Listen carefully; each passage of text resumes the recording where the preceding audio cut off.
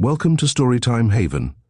In today's tale, The Secret of Wyvern Towers by T.W.S. Speight, we are transported to a mysterious and intriguing world.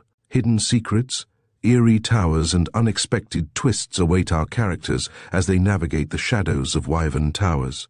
Prepare for a journey into suspense, where every step might uncover something far greater than imagined.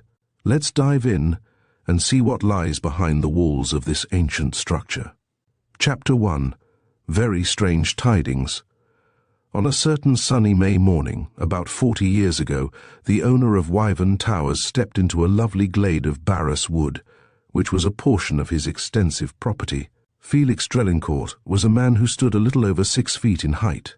His black, silky hair had a careless wave in it, and his thin moustache, with its up-curled tips, was the cause of his often being taken for a foreigner. But his eyes were the most striking feature of a striking personality. They were black, and of an extraordinarily piercing quality, with a sort of veiled, somber glow in them at times, as it might be the glow thrown out from between the bars of some hidden furnace, the fire in which was eating its heart away in the flame of its own burning unrest. It was not easy to judge his age, but one might put it down as being somewhere between 8 and 20 and 4 or 5 and 30. This morning he was dressed in a velveteen shooting jacket with cord breeches and leggings, and was wearing a low-crowned felt hat. "What has brought me here on this one morning of all mornings of the year?" he said. "Ah, what? Am I wrong in terming it a force, a magnetic attraction I was powerless to resist? This is her birthday. Where is she? Does an English sun shine here on this morning, or that of some far-off land? Vain questions, and idle as vain." He took a couple of turns from end to end of the glade, with compressed lips and bent brows. Then his thoughts again took articulate form. "This is the spot, the forest temple, the grove sacred to the memory of that hour, where only 3 short years ago Madeline told me that she loved me. Only 3 little years ago, and yet I seem to have lived through a cycle since then. Yes, here our lips met in love's first kiss, and here we vowed that nothing on earth should divide us. Poor fools that we were! We did not dream of treachery, we hardly knew there was such a word." He came to a halt by a sturdy young oak at the upper end of the opening. "It was in the bark of this tree that I cut her initials and my own. Here they are still to convince me I am not dreaming of something which never happened. Time's obliterating fingers have dealt tenderly with them, as though the old greybeard knew they were a lover's handiwork, and remembered a far-off eon when he was young himself." At this moment, the clock of a distant church began to strike the hour. Drelincourt stood listening till the last stroke had died into silence. 9 of them, he said. "It's time to think of going back to the cot. At what hour did I leave it? There's the mystery. It must have been near midnight before I fell asleep, dog-tired. The rest is an absolute blank till Ah! Someone is calling me. It sounds like Rod's voice. What can he want with me at this hour?" Taking a silver whistle from his pocket, he put it to his lips and blew. Its keen, shrilly scream cut the silence like a knife. 2 minutes later, a man came brushing roughly through the underwood. At the edge of the glade he paused for a moment, while he took off his hat and mopped his brow. Drelincourt stood motionless, his eyes turned upon him. Under his breath he said, "He has the look of one charged with a message of doom." The newcomer, Roden Marsh by name, was Felix Drelincourt's foster brother. He was a tall, gaunt man, with a pronounced stoop of the shoulders which detracted considerably from his height. He had a long, thin face, a high-ridged, prominent nose, thoughtful, deep-set eyes, and a profusion of straw-coloured hair parted down the middle. His clothes, generally more or less worn and threadbare, not from necessity, but because he was both indifferent to appearances and parsimoniously inclined, hung loosely on his lean and bony frame. By strangers he was often taken for the village schoolmaster. As he advanced into the glade, anyone familiar with his customary phlegmatic and unemotional manner would have seen at once that he was the bearer of no ordinary. "Tidings, thank heaven I have found you," were his first words, and there could be no doubt of the sincerity with which they were spoken.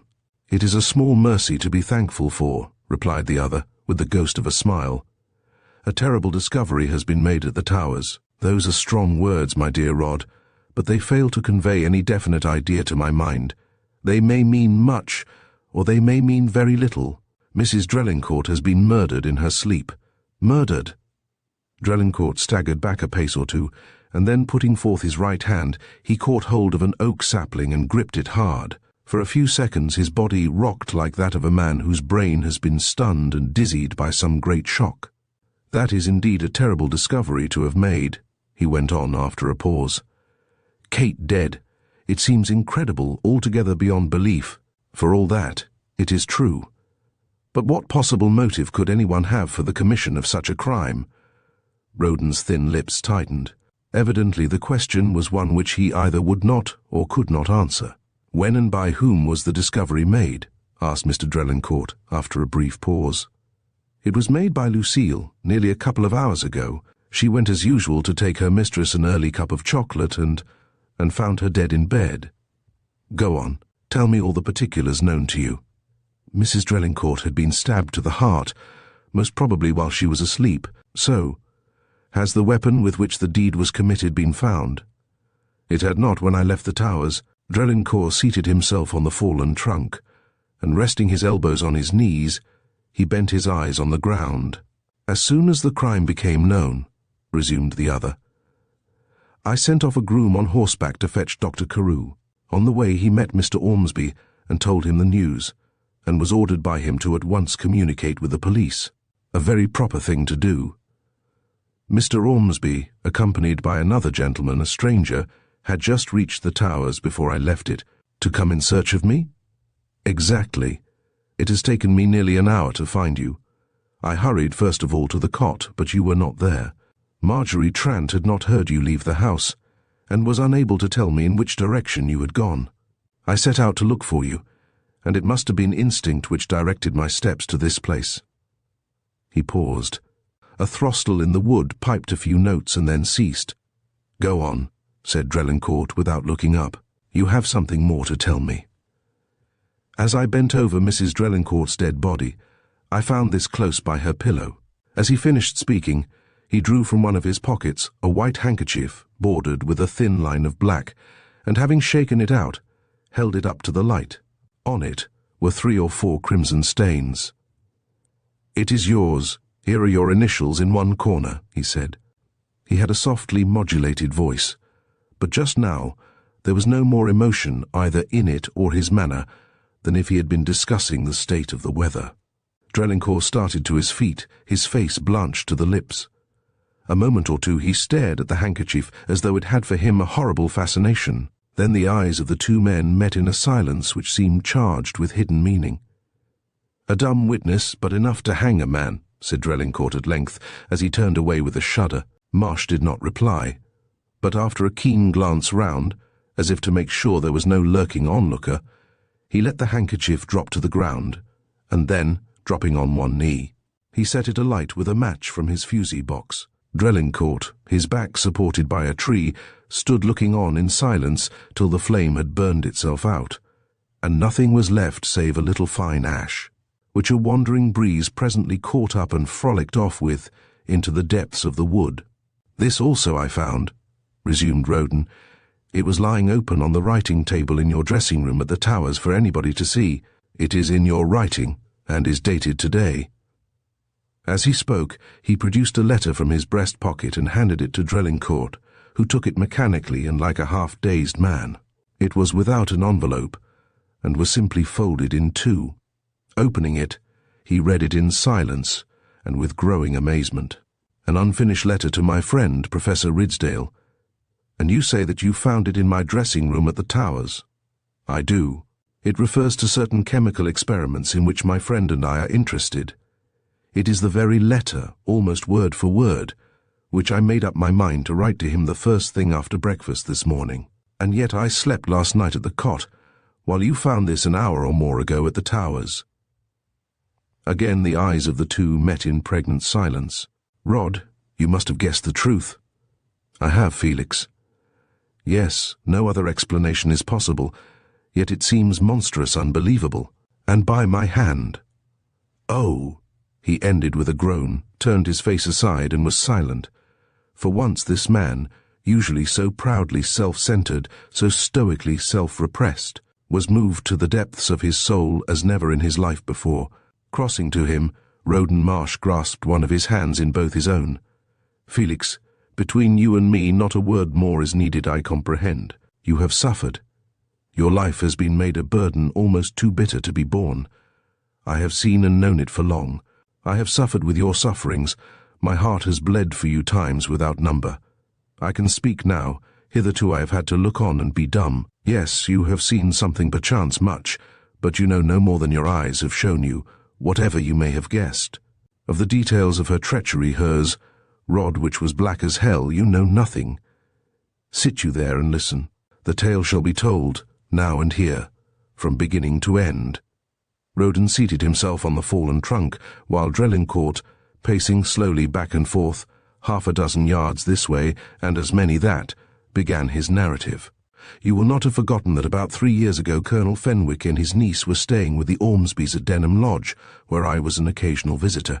I had met Madeline Fenwick abroad in the course of the previous summer, and had fallen in love with her, but at that time I was comparatively a poor man, and marriage was not to be thought of.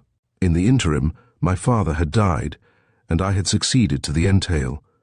There was no longer any reason why I should keep silent. It was in this very glade, rod here, that I met my darling and told her my secret. It was here her lips touched mine in love's first kiss. Oh, heaven! To think of all that has happened between then and now." He took a turn or two in silence. Roden sat with crossed legs, nursing an elbow with one hand, his chin supported in the hollowed palm of the other. Madeline and Kate Ormsby had been schoolfellows, and the former had no secrets from her friend. The day following our interview I was called away to London by the illness of my aunt, Mrs. Gascoigne. At Denham Lodge there is a terrace with a stone balustrade, from which a flight of steps leads to the lower garden. As Madeline and Kate were leaning over this balustrade after dark a few evenings later, listening to a nightingale, 2 people came along the lower walk, a man and a woman, judging from their voices, said the man, as they drew near. "The way Mr. Drelincourt has behaved to the girl is common talk in the village. Of course he can't marry her. She's too far beneath him for that. And now they say she's fit to break her heart because he refuses to have anything more to do with her. Perhaps he's grown tired of her and found somebody more to his liking. That's often the way you men have of treating us," answered the woman. "Oh, come, we're not all as bad as that," said the man with a laugh, after which they passed out of earshot. An hour later, Madeline wrote me that all was at an end between us. The letter, which should have reached me next morning, was kept back by Kate, and did not come to hand till 3 days later. Within 4 hours of receiving it, I was at Denham Lodge, only to find that Madeline and her uncle had left there the day before. My aunt lingered on from week to week. I was her last living relative, and she would not hear of my leaving for longer than a few hours at a time. All I could do was to write a note to Madeline, begging for an explanation, and enclose it under cover to the Colonel at his club. A week later my note was returned to me from Paris, together with a few lines from the Colonel, stating that thenceforward all communication with me must cease, both on his part and that of his niece. What I had been guilty of, which deserved such a sentence, I was wholly at a loss to conceive. I could not comprehend the meaning of such an action. A month later, my aunt died. As soon as I was at liberty, I set out for the continent, but nowhere could I come across a trace of those I was in search of. You know what followed a little later, how I was accidentally wounded while out shooting, how I was carried to Denham Lodge, and there nursed back to convalescence by Kate Ormsby. Some part of what you have now told me I know or guessed already, said Roden, but not the whole of it. You did not know how, one day, Kate read to me a passage from a letter professedly written by her correspondent, Lady Linthorpe, in which it was stated that Madeline Fenwick had been married a fortnight before at Rome. Within 6 weeks of that day, Kate Ormsby had become my wife. Seating himself on the tree by the side of Marsh, he began to manufacture a cigarette. By this time, to all outward seeming, he was thoroughly himself again. The shock of the news brought him by his foster brother had stunned, and in a measure unmanned him for a little while, but his nature was too self-poised, and his nerves too thoroughly under control, to allow of his equanimity being seriously disturbed for any length of time. That which had happened, however much it was to be deplored, belonged to the past, and not all the powers of heaven and earth combined could alter or undo it. The only thing left him was to face the consequences, and that he was prepared to do. "It was not a fact, then, that Miss Fenwick was married?" queried Roden, after a pause. "The statement was false from beginning to end. No such letter was ever written by Lady Linthorpe, but not till about a month ago did that fact come to my knowledge, and not till then was I in a position to fathom the depths of my wife's treachery. It was she who arranged the conversation overheard by Madeline that evening on the terrace, the actors in it being the son of her father's bailiff and the governess to her 2 younger sisters. It was a damnable plot, but it succeeded." He proceeded to light his cigarette, which done, he resumed his slow pacing to and fro. "It was indeed a black business," said Roden. "Did you tell Mrs. Drelincourt of your discovery?" "I did not fail to do so, and she laughed at me with that cold-blooded laugh of hers which used to go through me like a knife. In those days, she said, she was such a simpleton as to fancy herself in love with me, and in any case, she had vowed to herself that Miss Fenwick should never be my wife. She will never laugh at me again." "I am glad, Felix, you have told me this," said Roden presently. "It has served to make clear much that was obscure to me before." "I have not done yet. Something more remains to be told." Tossing away what was left of his cigarette, Drelincourt sat down again on the felled trunk. Chapter 2. After the telling of the news, when, soon after my marriage, resumed Mr. Drelincourt, I furnished the cot, which some years before had been tenanted by my father's gamekeeper, and fitted up a couple of its rooms as a laboratory. I had a double object in view. First of all, I wanted a place where I could prosecute my experiments free from the interruptions and annoyances to which I was subjected at the Towers, and, secondly, because it would be a haven of refuge to which I could escape at any time when matters at home had become so insupportable that I felt I must get away from them for a while, lest I should go mad. Well, 5 days ago I left the Towers and took up my quarters at the cot. It was after a scene with my wife of more than ordinary violence. As you know, I some time ago made old Marjorie trant a fixture at the cot, so that she might be on the spot to look after my meals and what not. On previous occasions when I have made the place my temporary home, I have always been able to plunge into my experiments with a vast feeling of relief. Grateful to me was the sense of solitude and of isolation from all my kind. Even you, Rod, never intruded upon me at such times. This time, however, I could not settle down to anything. My mind was upset as it had never been before. The discovery of Kate's treachery weighed me down like a hideous nightmare from which I could not free myself. For the first time my experiments had become distasteful to me. My laboratory was as a temple of despair. I spent my days out of doors, sometimes on horseback, at other times on foot, keeping as far as possible from the haunts of men, and only returning to the cot to eat and sleep when mind and body alike refused to hold out any longer. It had been dark some hours when I got back last night. I had taken Favrita for a 20-mile stretch across the downs, and she was as tired as I was. After supping on a biscuit and a glass of Madeira, I lay down, without undressing, on the couch in my study, and a few minutes later fell asleep. The next thing I knew was that I was broad awake. But where, think you? In the library at the Towers. Yes, so far as regarded any waking consciousness on my part, there was no perceptible interval of time between the moment of my closing my eyes in sleep at the cot and that of my opening them at the Towers. But you have already surmised the truth. I had been walking in my sleep, a habit to which, you know full well, I have been more or less subject from my youth upward. There, then, I was, suddenly brought back to conscious life by the merest accident. In my sleep, in obedience to some somnambulistic impulse, I had unlocked and opened the old secretaire in the library, in which are stored a number of family papers. In shutting down the lid, I had accidentally trapped my finger, and the pain thereby caused me had been sufficient to awake me. I stared around in an effort to collect my amazed faculties. Then the truth dawned upon me. Very similar experiences had been mine before, although not oftener than once or twice since my marriage. Of all that must have happened upstairs prior to the moment of my awaking, I retain no faintest shadow of recollection. Presently I turned and left the house by the way I had entered it, that is to say, by the little side door in the north wing, which the butler has orders to leave unbolted and merely locked when I am from home, so that I can let myself in at any hour of the day or night, by means of my pass-key.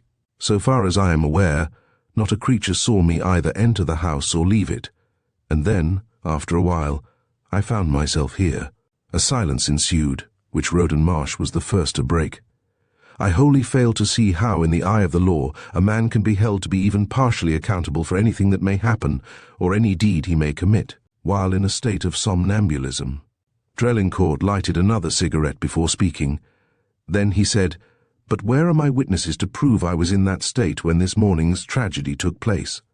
For the matter of that, where are the witnesses to prove you had any hand at all in the affair?" "I know of none." "Then, as it seems to me, all you and I have to do is simply to keep our own counsel, and let the affair work itself out as best it may."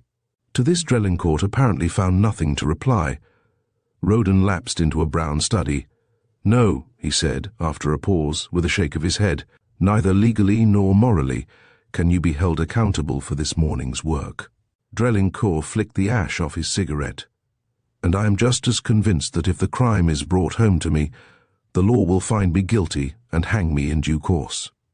What judge or jury would for one moment give credence to my plea of somnambulism? It would be brushed aside as an attempt, at once foolish and futile, to escape the consequences of my act. Pray disabuse your mind on that point, my dear Rod. And now, as regards the moral guilt of the act, if the notion of my wife's death, and of the vast difference such an event would make to me, had not been a factor embryonic, if you will, in my mind, if it had not found receptivity there, would it ever have evolved itself in action in the way it has done? For all that, a man who, while sleepwalking, kills another cannot be deemed guilty of murder, protested Rod dogmatically. Undoubtedly he can, and ought to be so deemed morally, because, believe me, he must already have been guilty in thought, although not necessarily in intention, and under such circumstances as we are considering. The deed itself is merely the natural outcome of the rudimentary idea. Again, Rod shook his head. Evidently he was not open to conviction. "Had we not better make our way to the towers without further delay?" he asked. "It is known that I came in search of you, and your prolonged absence may excite suspicion." Drelincourt turned on him with one of his peculiar smiles. "Why hurry ourselves, my dear Rod? Let the first scare get itself over. We shall be in excellent time for the sequel. What a lovely nook is this! I could linger here for hours. Look how that shaft of sunlight quivers through the crowns of yonder elms. But thou hast no eye for such effects, Rod. Thou art woefully lacking in artistic insight. See, a squirrel. What a pretty rascal it is." Roden had risen. "I am waiting for you, Felix," he said coldly, "but perhaps you wish me to leave you here and go back alone." Although Roden Marsh addressed his foster brother as Felix when they were alone, in the presence of others he always spoke of and to him as Mr. Drelincourt. "What a restless, weariful mortal thou art," said the latter. "Come then, let us go." But scarcely had they taken half a dozen steps before they both came to a stand. Someone in the distance was calling Mr. Drelincourt by name. "Unless I'm mistaken, that is the voice of Dixon, the groom," said Rod. "He has probably been sent in search of you. Let me go to him while you wait here, and ascertain whether he's the bearer of any fresh news." A moment later, he had plunged into the depths of the wood. "I am afraid that in no case will the next few days prove pleasant ones for the master of Wyvern Towers," murmured Drelincourt, as he stood where the other had left him. "A.B.N. The first act of the drama is over, soon the curtain will rise on the second. I am as curious as if I were merely a looker-on to know how the plot will develop itself, and to what extent it will involve F.D. Will it prove to be merely a 9 days' wonder and their end? By this time next year, it may be merely an old wife's tale to tell o' nights by the chimney corner. Or the denouement may be something altogether different, a tolling bell, a crossbeam, and a dangling rope. Those who live will see. He turned and began to pace the glade slowly, his hands crossed behind his back. As he walked, his lips moved. "Oh, Madeline, Madeline, could I but bring back the hour I met you here, when soft and low, with many a blush, you told me that you loved me. If I could but wake up and find the time between then and now nothing more than a hideous nightmare fancy of my own. In vain. It is no wild imagining of a disordered brain, but a baleful reality, with far-reaching consequences which no human eye can foresee. But here comes Rod, red-faced and out of breath. What a pity it is, and how futile to take things so seriously as he does." "It was Dixon, as I thought," exclaimed the other as he came up. "Much has happened since I left the Towers. It has been discovered that Mrs. Drelincourt's jewel case has been rifled, and by Mr. Ormsby's orders, Gumley has been arrested on suspicion of being both the thief and the murderer. Why fight shy of the word, my dear Rod? 'Tis always best to call things by their right names. But who is this Gumley that you speak of? An ill-conditioned, saucy sort of fellow who was taken on about a fortnight ago to help in the gardens. He and Mrs. Drelincourt had some words the other day, when she lashed him across the face with her riding whip. Just the sort of thing Kate would do. But this rifling of the jewel case, and last night too, the coincidence, if one may call it such, is somewhat remarkable. Had we not better get back to the Towers with as little delay as possible? Under the circumstances, it may perhaps be as well to do so. And so this fellow, this Gumley, has been arrested by James Ormsby's orders. I have always regarded Ormsby as a meddlesome fool, now I'm sure he's one. We have yet to learn under what circumstances the arrest was effected. True for you, my youthful Solomon. Well, let us be gone. But the coincidence, Rod, the coincidence, the strangeness of the two things happening together." Roden Marsh did not reply, but led the way out of the glade. Drelincourt, who was following him, on reaching the edge of it, turned and, lifting his hat, said softly, "Adieu, Madeline." Chapter 3. Sir John conducts the inquiry. The middle of the library at the Towers was occupied by a large oblong oaken table, with a number of leather-seated chairs ranged around it. At the upper end of this sat Sir John Musgrave, who had lately bought the mansion and estate of Grovelands, and was as yet a comparative stranger in the neighbourhood. Mr. Ormsby, brother-in-law to Mr. Drelincourt, took the chair on the right of the baronet. Roden Marsh was the first to enter, and by the baronet's request, he took a seat about halfway down the table to the left of the latter. He had brought his writing materials with him. Next came in Chief Constable Draycott and the man Gumley, while a constable in uniform took up a position near the door. By Sir John's direction, Draycott and his prisoner took possession of a couple of chairs somewhat removed from the lower end of the table. Gumley, who was dressed like an ordinary labouring man, cast a comprehensive scowl around, and then, having subsided into his chair, he crossed his legs and stretched them out in front of him, as he might have done in a tap-room, and seemed intent on examining the lining of his old felt hat. Sir John, addressing himself to him, said, "Attend to me, Gumley, if you please. Although the evidence I am about to take down this morning is merely preliminary to the fuller inquiry which will have to be held later on, when the same evidence will have to be sworn to a second time, I have deemed it right that you should be present in order that you may have a clear understanding from the first of what you are charged with, and may thereby have every opportunity afforded you of disproving the same when the time for doing so shall have arrived." "All right, Governor," answered Gumley, in the sullen way which seemed natural to him. "I can only say, as I said afore, that I'm as innocent of the charge as the baby unborn." Drelincourt crossed from the window and sat down on a chair a little withdrawn from the table and apart from the others. "This fellow's face is an indictment of itself," he said under his breath, "and with 9 people out of every dozen would go far to convict him. Inform Mrs. Drelincourt's maid that she is wanted," said Sir John to the constable at the door. "A faithful, good-hearted creature." "My poor sister was much attached to her," remarked Mr. Ormsby sotto voce to the baronet. "Enter Lucille, a rather attractive-looking young woman, not in the least shy or embarrassed by the unfamiliar surroundings among which she finds herself." She favoured the 2 gentlemen at the head of the table with a graceful courtesy as soon as the door was shut behind her. and then went slowly forward.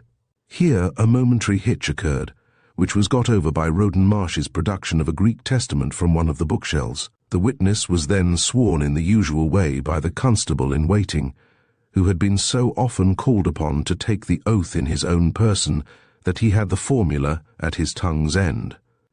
When the witness had stated that her name was Lucille Fretin, and that she had filled the position of maid to the late Mrs. Drelincourt from the time of that lady's marriage, Sir John said to her, "You have already, I believe, had some conversation with Mr. Ormsby about this most shocking affair. Be good enough to tell us here, on your oath, all that you know about it." "Monsieur and gentlemen," began Lucille, standing with a hand thrust into each pocket of her coquettish-looking apron, and speaking with a pronounced French accent, "Yesterday, Madame, my mistress, gave me permission to go to London to see my sister, who is ill. She had the bonté to say that I might stay all night, but that I must return by the first train this morning. That is what I do.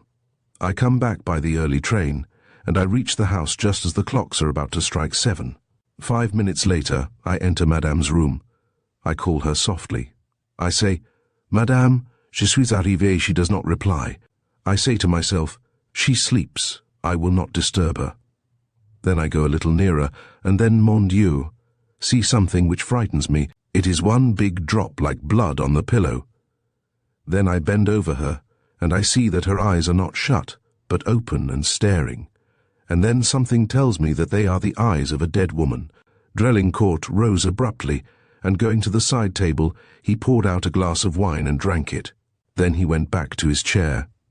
"After that," said Sir John to Lucille, "you were just able to arouse the household, and then you fainted and knew nothing more for some time." "C'est vrai, monsieur. How long was it after you came to your senses before you discovered that your mistress's jewel case had been rifled?" "About half an hour, monsieur." "And what led you to make the discovery?" "Madame's jewel case was kept in the top drawer of the bureau in her dressing room. This morning I found the case on the floor near the window. It was empty." "You have furnished the chief constable with a description and list of the missing articles as far as your memory serves you?" "Oui, monsieur. And at the proper time you will be prepared to swear that you saw the articles in question in your mistress's jewel case yesterday afternoon before you left home?" "Certainement, monsieur. Had not your mistress, a few days ago, a difference or disagreement of some kind with one of the people in Mr. Drelincourt's employ?" "Oui, monsieur." "Who was the person with whom your mistress had the difference in question?" "Cet homme-là," replied Lucille without a moment's hesitation, pointing a rigid forefinger at Gumley. "Be good enough, mademoiselle, to tell us what you know of the affair." "It was on Saturday last. Madame was dressed to go out riding and was waiting for her horse to be brought round. That man was in the flower garden close by the long window which opens out of her boudoir. Madame had given him some instructions in the morning which he had not attended to, and she stepped out of the window to speak to him. Madame was a lady who would not have her slightest order neglected. She was very angry. She said something to him in her quick, haughty way, and he answered her back insolently. You say insolently. Can you not tell us exactly what he said? No, monsieur. I was not near enough to hear. But I could tell from the way the man looked up at Madame, he was kneeling on one knee at the time, that his words were insolent. What happened next? Madame lifted her riding whip and lashed him with it 3 or 4 times across the head and shoulders. Before anybody could stop him, Gumley started to his feet, and pointing to a livid welt across his cheek, exclaimed in hoarse accents, and here's the mark to bear witness to it, curse her." Sir John turned on him with an admonitory frown. "Silence, man, or it will be worse for you." Then Draycott whispered sternly to him, and he resumed his seat, sullenly enough. Sir John turned again to Lucille. What followed? Madame turned and came back indoors, while he sprang to his feet and shook his clenched hand, and called after her, "You will live to be sorry for this day's work, my fine madam, for I'll have my revenge if I swing for it." The same evening he was discharged by Madame's orders. Again Gumley started to his feet. "That's a lie," he called out. "What I said was, if you was my wife, my fine madam, dash my limbs if I wouldn't break every bone in your body, though I had to swing for it." "Shut up, you fool," said Draycott in a fierce whisper, as he pulled him down into his seat. "Will you be quiet, fellow?" snarled Sir John. Then to Lucille, "You recognize the locket found in this man's possession as having been the property of Mrs. Drelincourt?" "Oui, monsieur." Addressing himself to Drelincourt, Sir John said, "The prisoner's statement is that he found the locket in question a few days ago in a summer house in which Mrs. Drelincourt was in the habit of sitting on fine afternoons, and that he pocketed it with the intention of subsequently disposing of it for his own benefit. In so far he admits his guilt, but he persists in asserting that he had no hand in the robbery, or in the commission of the far more serious crime with which we are more especially concerned at present." Once more he turned to Lucille. "As I am led to understand, you are not prepared to assert positively that you saw the locket in your mistress' jewel case yesterday or the day before?" "Non, monsieur, I do not remember." "Thank you, mademoiselle. I have nothing further to ask you at present." "Merci, monsieur." Having favoured Sir John with an elaborate courtesy, she left the room. "There is still one point on which I am not clear," remarked Sir John. "What gave rise, in the first instance, to this man's arrest?" "The onus of that rests with me," replied Mr. Ormsby. "It was in answer to certain questions put by me and Draycott to Lucille that we were told of the threats this scoundrel had made use of towards my poor sister." Once more Gumley could not restrain himself. "Scoundrel, eh?" he said with a scowl. "I wish you had this across your face instead of me." "Gumley, you are unbearable," said Sir John, in his most severe accents. "The next time you attempt to interrupt the proceedings, I will have you removed." "Then it was," resumed Mr. Ormsby, "that I suggested to Draycott that this man should be found. We were given to understand that he had not yet left the village, and that both he and his lodgings should be searched. The result was that one of the missing articles, a locket, was found on his person, but nothing else has been found. It was Mr. Drelincourt who asked the question. Draycott took on himself to answer it." "Not yet, sir. His lodgings will be thoroughly searched in the course of the next hour." Gumley felt compelled to make another protest. "As I said afore, and as I say again, I know nothing about the murder, and nothing about the robbery. I found the locket in the—" "Silence, fellow!" almost yelled Sir John. "Once for all, let me caution you to hold your tongue." But Gumley was determined to have the last word. "All I wants is to speak the truth," he growled sullenly. "As it happens," resumed Mr. Drelincourt, "I am in a position to confirm at least one portion of this man's statement. Some time, in the course of last week, my wife spoke to me about having missed the locket now in question, which was rather a favourite with her, and which she was afraid she had lost a day or two previously somewhere in the grounds. Such being the case, I fail to see how the locket could have formed part of the missing jewels." Sir John and Mr. Ormsby exchanged looks. Gumley pricked up his ears. The sort of sullen apathy which had hitherto marked his demeanour vanished. From that moment he became a different man. "Your statement, Mr. Drelincourt, is certainly a strong point in the prisoner's favour," remarked Sir John, after a few moments' cogitation. "Still, bearing in mind the threats made use of by him towards Mrs. Drelincourt, I do not feel myself justified in sanctioning his release. The coroner's inquest will take place at the earliest possible moment, and I have decided to remand the prisoner till tomorrow, when he will be brought up before the bench of magistrates at Sunbridge." Draycott nudged his prisoner. "Now then," he said. Gumley stood up, and addressing himself to Mr. Drelincourt, said, "God bless you, sir, for helping to get a poor, innocent cove out of a scrape what he's got into through no fault of his'n." Then, as he followed Draycott, he said to himself, "It was a lie, though, what he told about the locket. Now, what's his little game, I wonder?" The baronet, having filled up and signed the necessary commitment order, handed it to Roden Marsh to give to the superintendent. Rod then gathered up his papers and followed the others out of the room. Sir John stood up and stretched himself. "In spite of your evidence about the locket, Mr. Drelincourt," he said, "I am strongly of opinion that in Gumley we have got hold of the real criminal." "My own opinion, exactly," responded Ormsby. "The scoundrel's countenance is enough of itself to proclaim him guilty. If we were all judged by our looks, how few of us would escape condemnation," remarked Drelincourt dryly. "For my part, I am strongly inclined to believe in the fellow's innocence." "My dear Drelincourt, you surprise me," remarked his brother-in-law, as he crossed to the side table. "It is possible, Mr. Drelincourt," suggested the baronet, "that your suspicions point in some other direction." "No, I have no suspicions, none whatever. For all that, I have a sort of intuitive belief in Gumley's innocence. Time will prove. Possibly so. But there are some mysteries which time never solves. My experience as a magistrate convinces me that they are few and far between. You remember what old Chaucer says, 'Murder will out,' that see we day by day words as true now as they were 500 years ago." Mr. Drelincourt looked slightly bored. Sir John consulted his watch. "Later than I thought.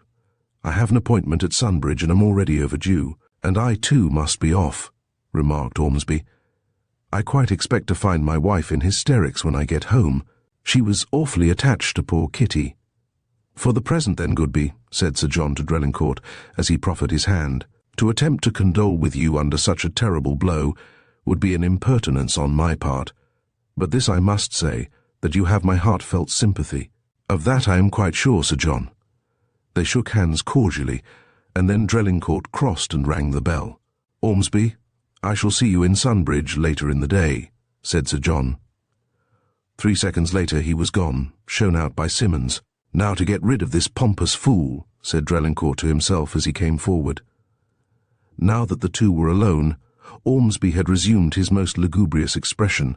"Felix," he began, "I am at a loss for words wherewith to express a tithe of what I feel on this most heart-rending occasion. Then I wouldn't try to find any if I were you. There are some things which won't bear talking about, and this is one of them. That seems rather unfeeling, doesn't it?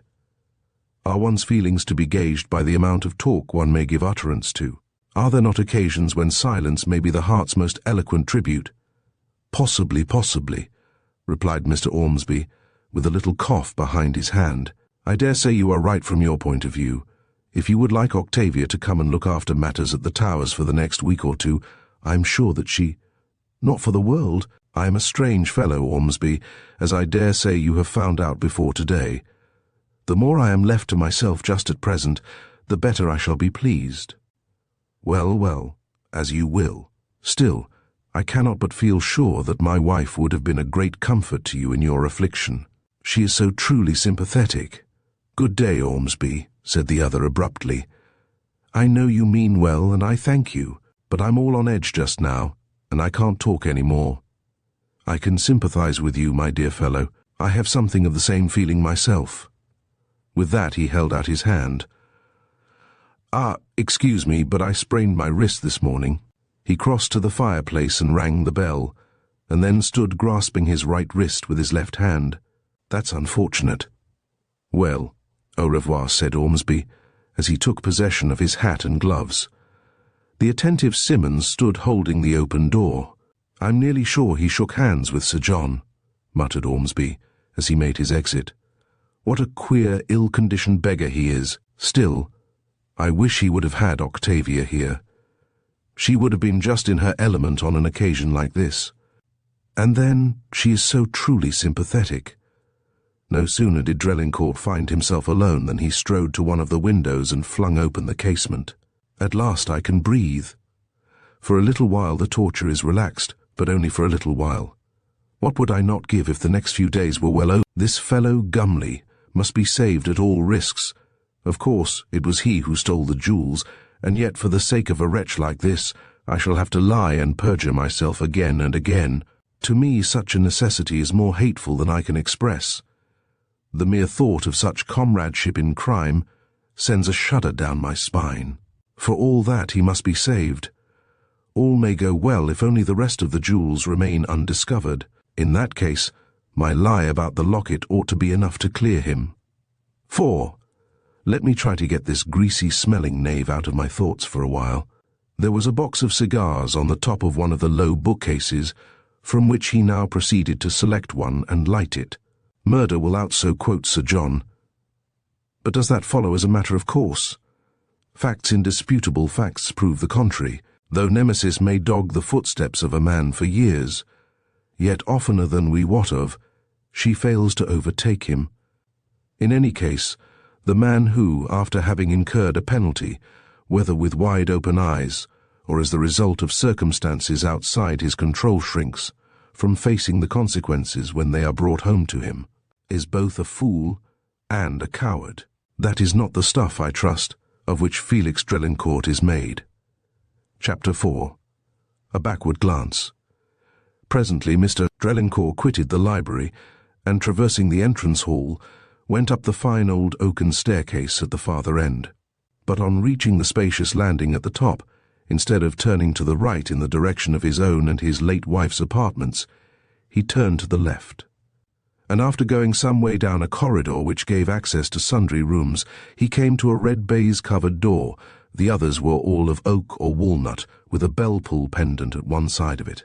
At this he gave a tug, which was responded to by a faint tinkle somewhere inside. Half a minute later, a little wicket in the door was drawn back, and a woman's face appeared at the opening. On perceiving who it was that had rung the bell, the face, an unusually grave one for the most part, brightened perceptibly. "Will you be kind enough to open the door?" said Mr. Drelincourt. Sometimes he contented himself with asking a question or two at the wicket, and did not enter. The woman nodded, and shut the wicket. Then from the bunch of keys at her waist she selected one, and with it opened the door, which was shut and relocked as soon as Mr. Drelincourt had crossed the threshold. But at this point it may be as well to take leave of the master of Wyvern Towers for a while, and in order that the reader may have a due comprehension of what is yet to be told, make him acquainted, in as brief terms as may be, with certain particulars having reference to that person's family history, and to the relations which had existed between his father and himself. The late Colonel Drelincourt had been twice married, and had left behind him 2 children, Felix, his son by his first wife, and Anna, his daughter by his second. At the time of the Colonel's death, the former was 23 years old, and the latter 13. His second wife had predeceased him by a few years. As a young man, Felix had serious differences with his father, whose pet project it was that his son should follow his own profession. This, however, Felix resolutely declined to do. He had no taste whatever for soldiering, nor, on the other hand, did a political career hold out any attractions for him. He was a studious and bookishly inclined man, addicted to experimental chemistry, and with a strong liking for travel and exploration. Of sport, in the common acceptance of the term, he knew nothing and cared as little, but he had a fondness for horses, and was an intrepid rider.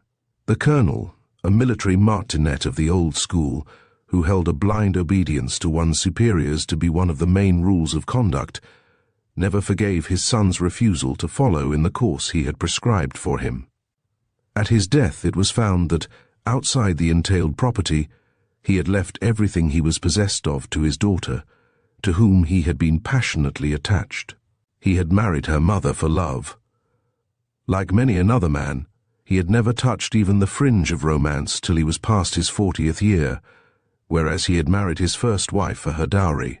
Thanks to certain arrangements made by his mother, Felix was in a measure independent of his father even before he became of age. About 3 years prior to the Colonel's death, a terrible mischance befell his daughter, at that time in her 10th year. It was Christmas week, at which season a certain amount of license is often winked at among the servants in country houses. In the dusk of afternoon, and in the gallery at the head of the stairs, Anna encountered what she took for an apparition, but which, in point of fact, was merely one of the servants, dressed up in a sheet, and having her face whitened, on her way to join in some mummeries below stairs. The child, who from her birth had been of a highly excitable temperament, with hysterical tendencies, gave one piercing scream, and fell to the ground in a fit, which was followed by several others. And for some days her life was despaired of. Gradually, however, she regained her health, and everybody hoped, her father, of course, most of all, that the shock her system had undergone had left no ill effects behind it. One of the Colonel's first acts after his daughter's seizure had been to send for Mrs. Genwin, with whose services, only a little while before, he had seen fit to dispense.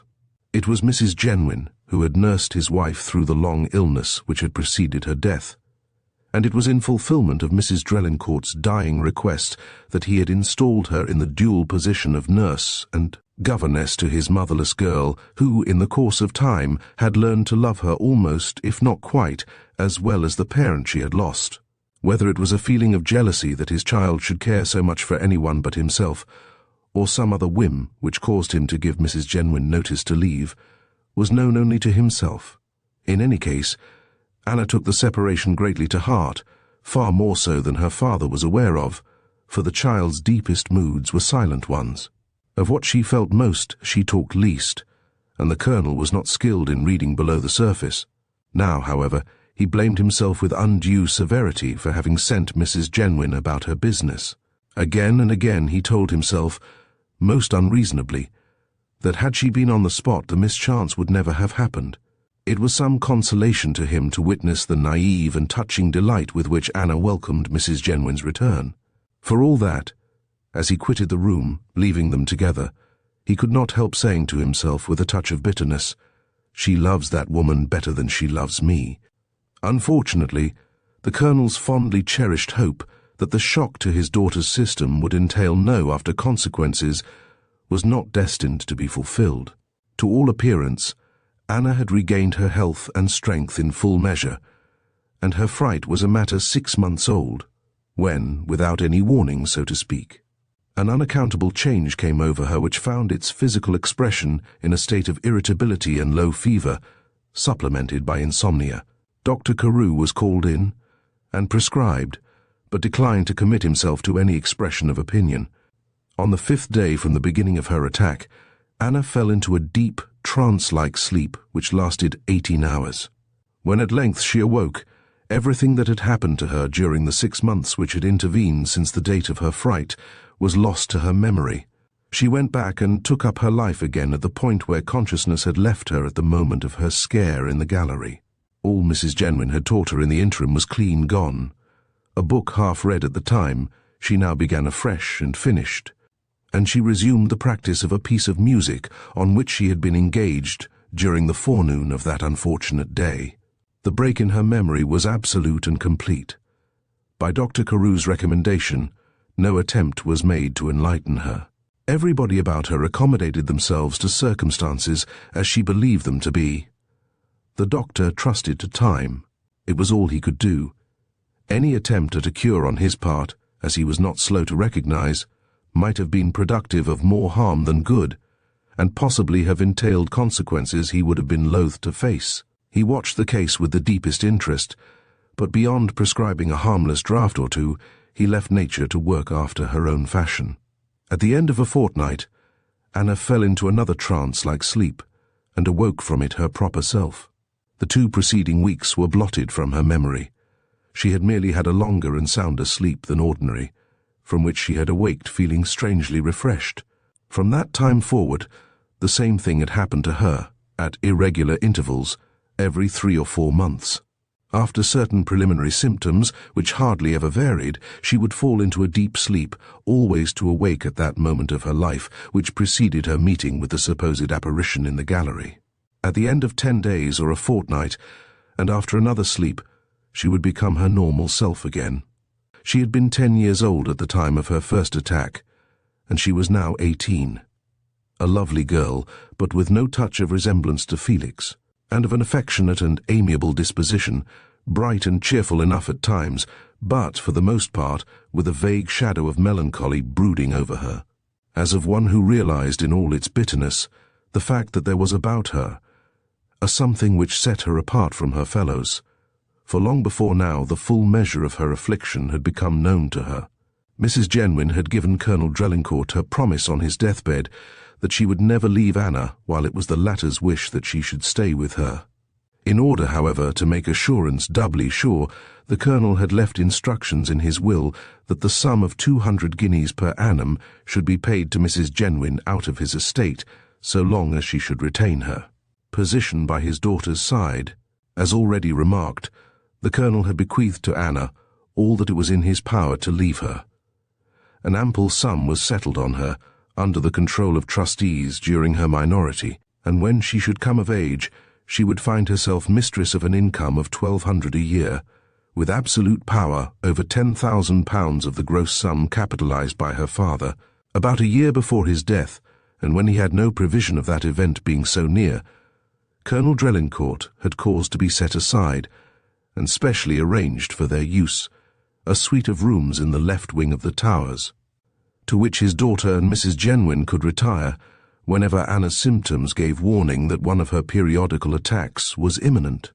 He had also caused a considerable space or ground on the same side of the house to be walled in, so as to form a private garden in which the two could obtain a sufficiency of fresh air and exercise without being overlooked or spied upon by any visitors at the house or by any casual outsiders, there being a right of public footway through the park at the back of the Towers, as a consequence of which stragglers were sometimes found in those parts of the grounds where they had no business to be. When, at his father's death, Felix Drelincourt came into the property, matters, so far as they related to his half-sister, were in no wise changed. All he did was to cut down the staff of servants, and to request Mrs. Genwin to take upon herself the control of the establishment, he himself having no intention at that time of settling permanently at the Towers. Not till after his marriage, some 3 years later, did he make it his home, when talking over future arrangements with his prospective wife.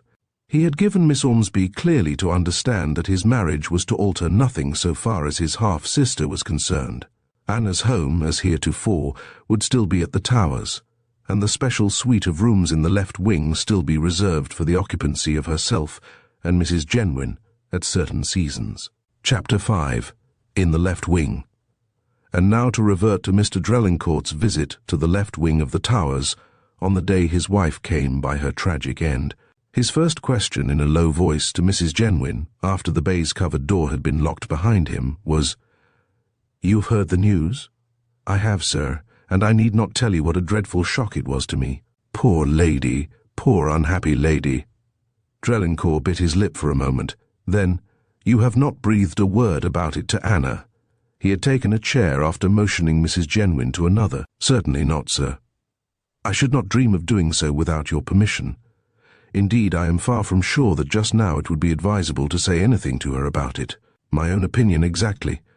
The news must be kept carefully from her while she is as she is. It will be time enough to break it to her when she is herself again. Of course, her present attack has not yet run its course." "Oh, no, sir.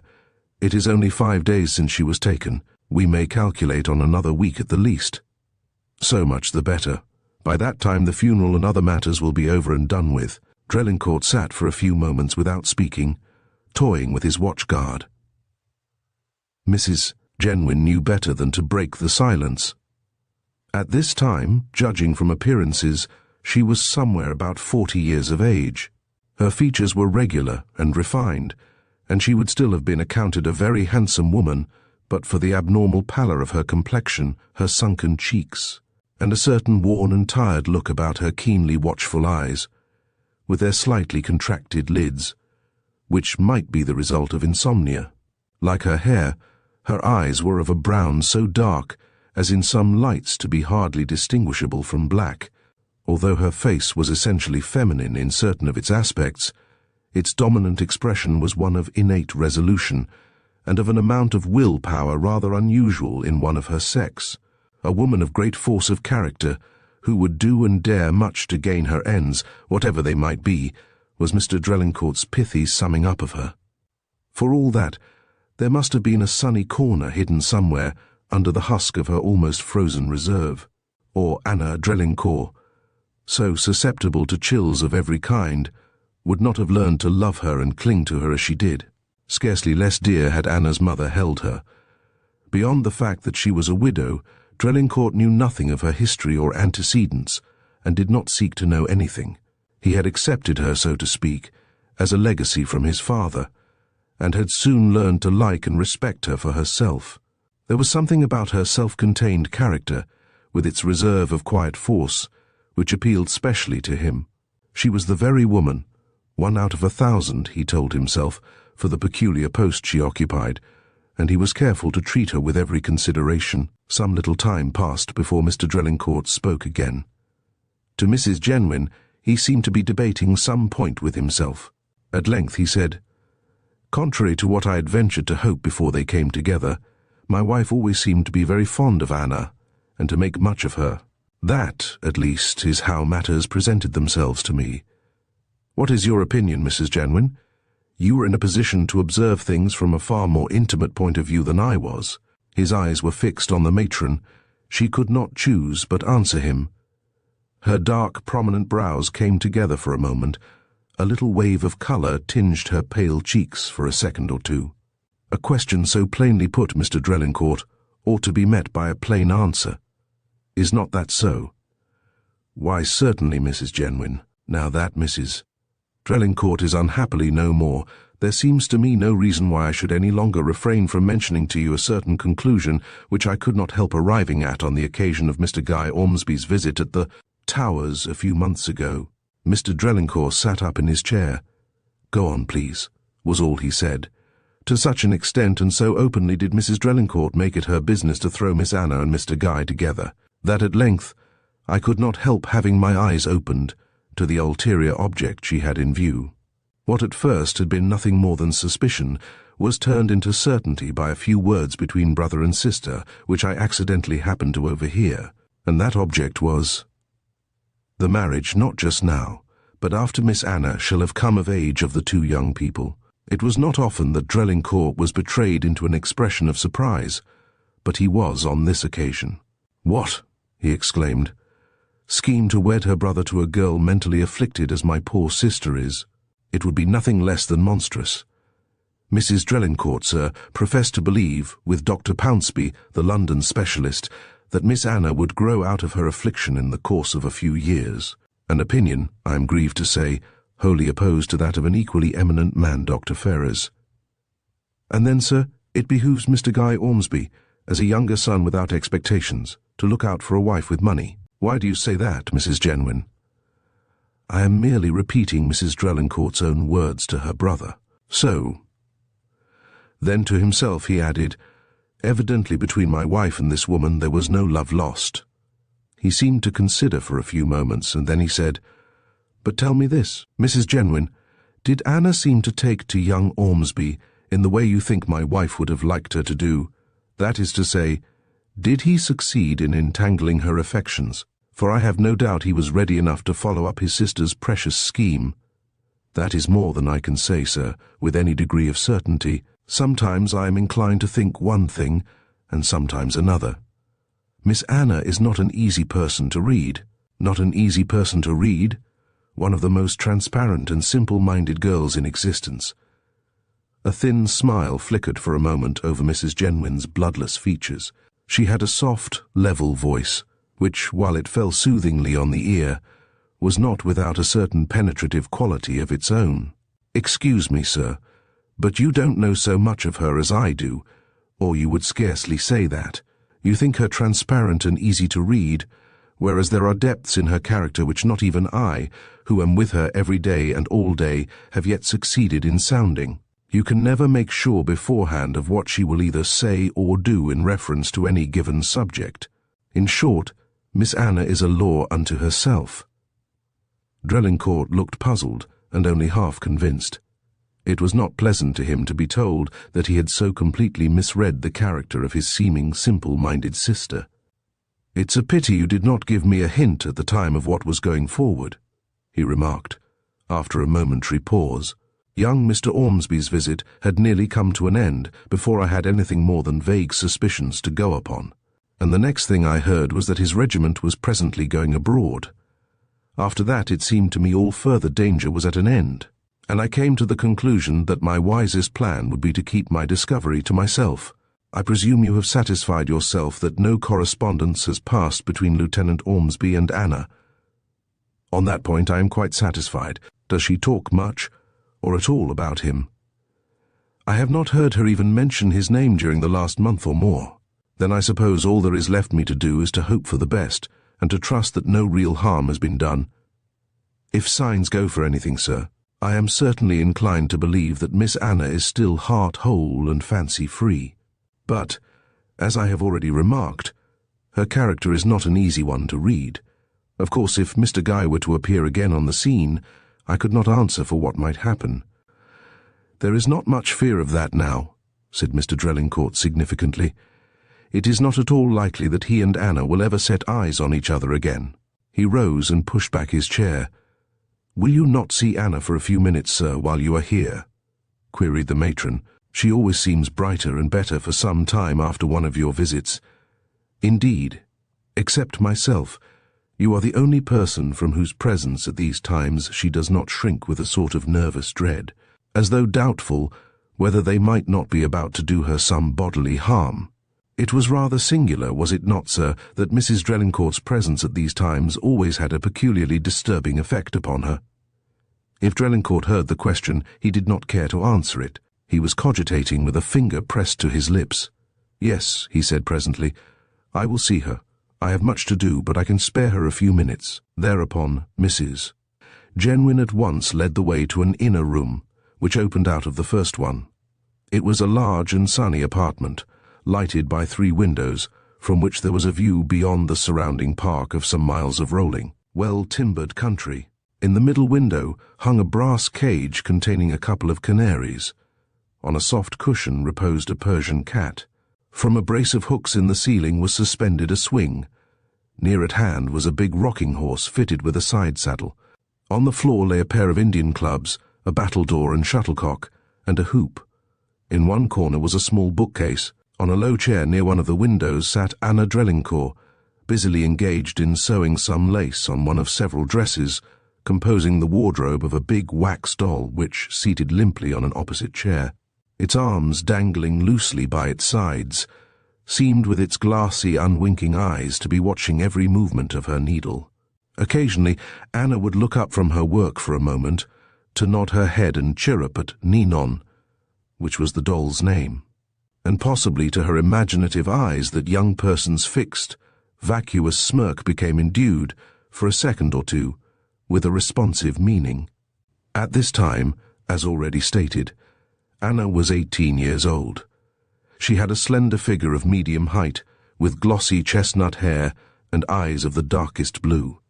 Her face might have been called insignificant, had not her features been so perfectly formed, and her complexion so almost dazzlingly fair. Never was there a more April-day face than Anna's, one liable to more swift changes of expression, or that betrayed more ingenuously the thoughts and emotions, which sometimes ranged over a wide gamut at work below. This morning she was wearing a simple white frock, with her unbound hair confined by a bit of blue ribbon, falling nearly to her waist. A tiny foot, on which dangled a bronze slipper, peeped from under the hem of her frock. She was humming softly to herself as she plied her needle. As the door opened, she glanced up, and at sight of Drelincourt sprang to her feet with a little cry of pleasure. Then, running to meet him, she caught both his hands in hers and held up her face to be kissed. "I knew you would come and see me this morning," she said brightly. "The voices told me so, and they never deceive. You don't know what a number of secrets they whisper to me, and whatever they bid me do that I am bound to do. It is not only that, if I were to refuse, I should run the risk of their displeasure, but because I cannot help myself. Oh, to disobey them would be terrible.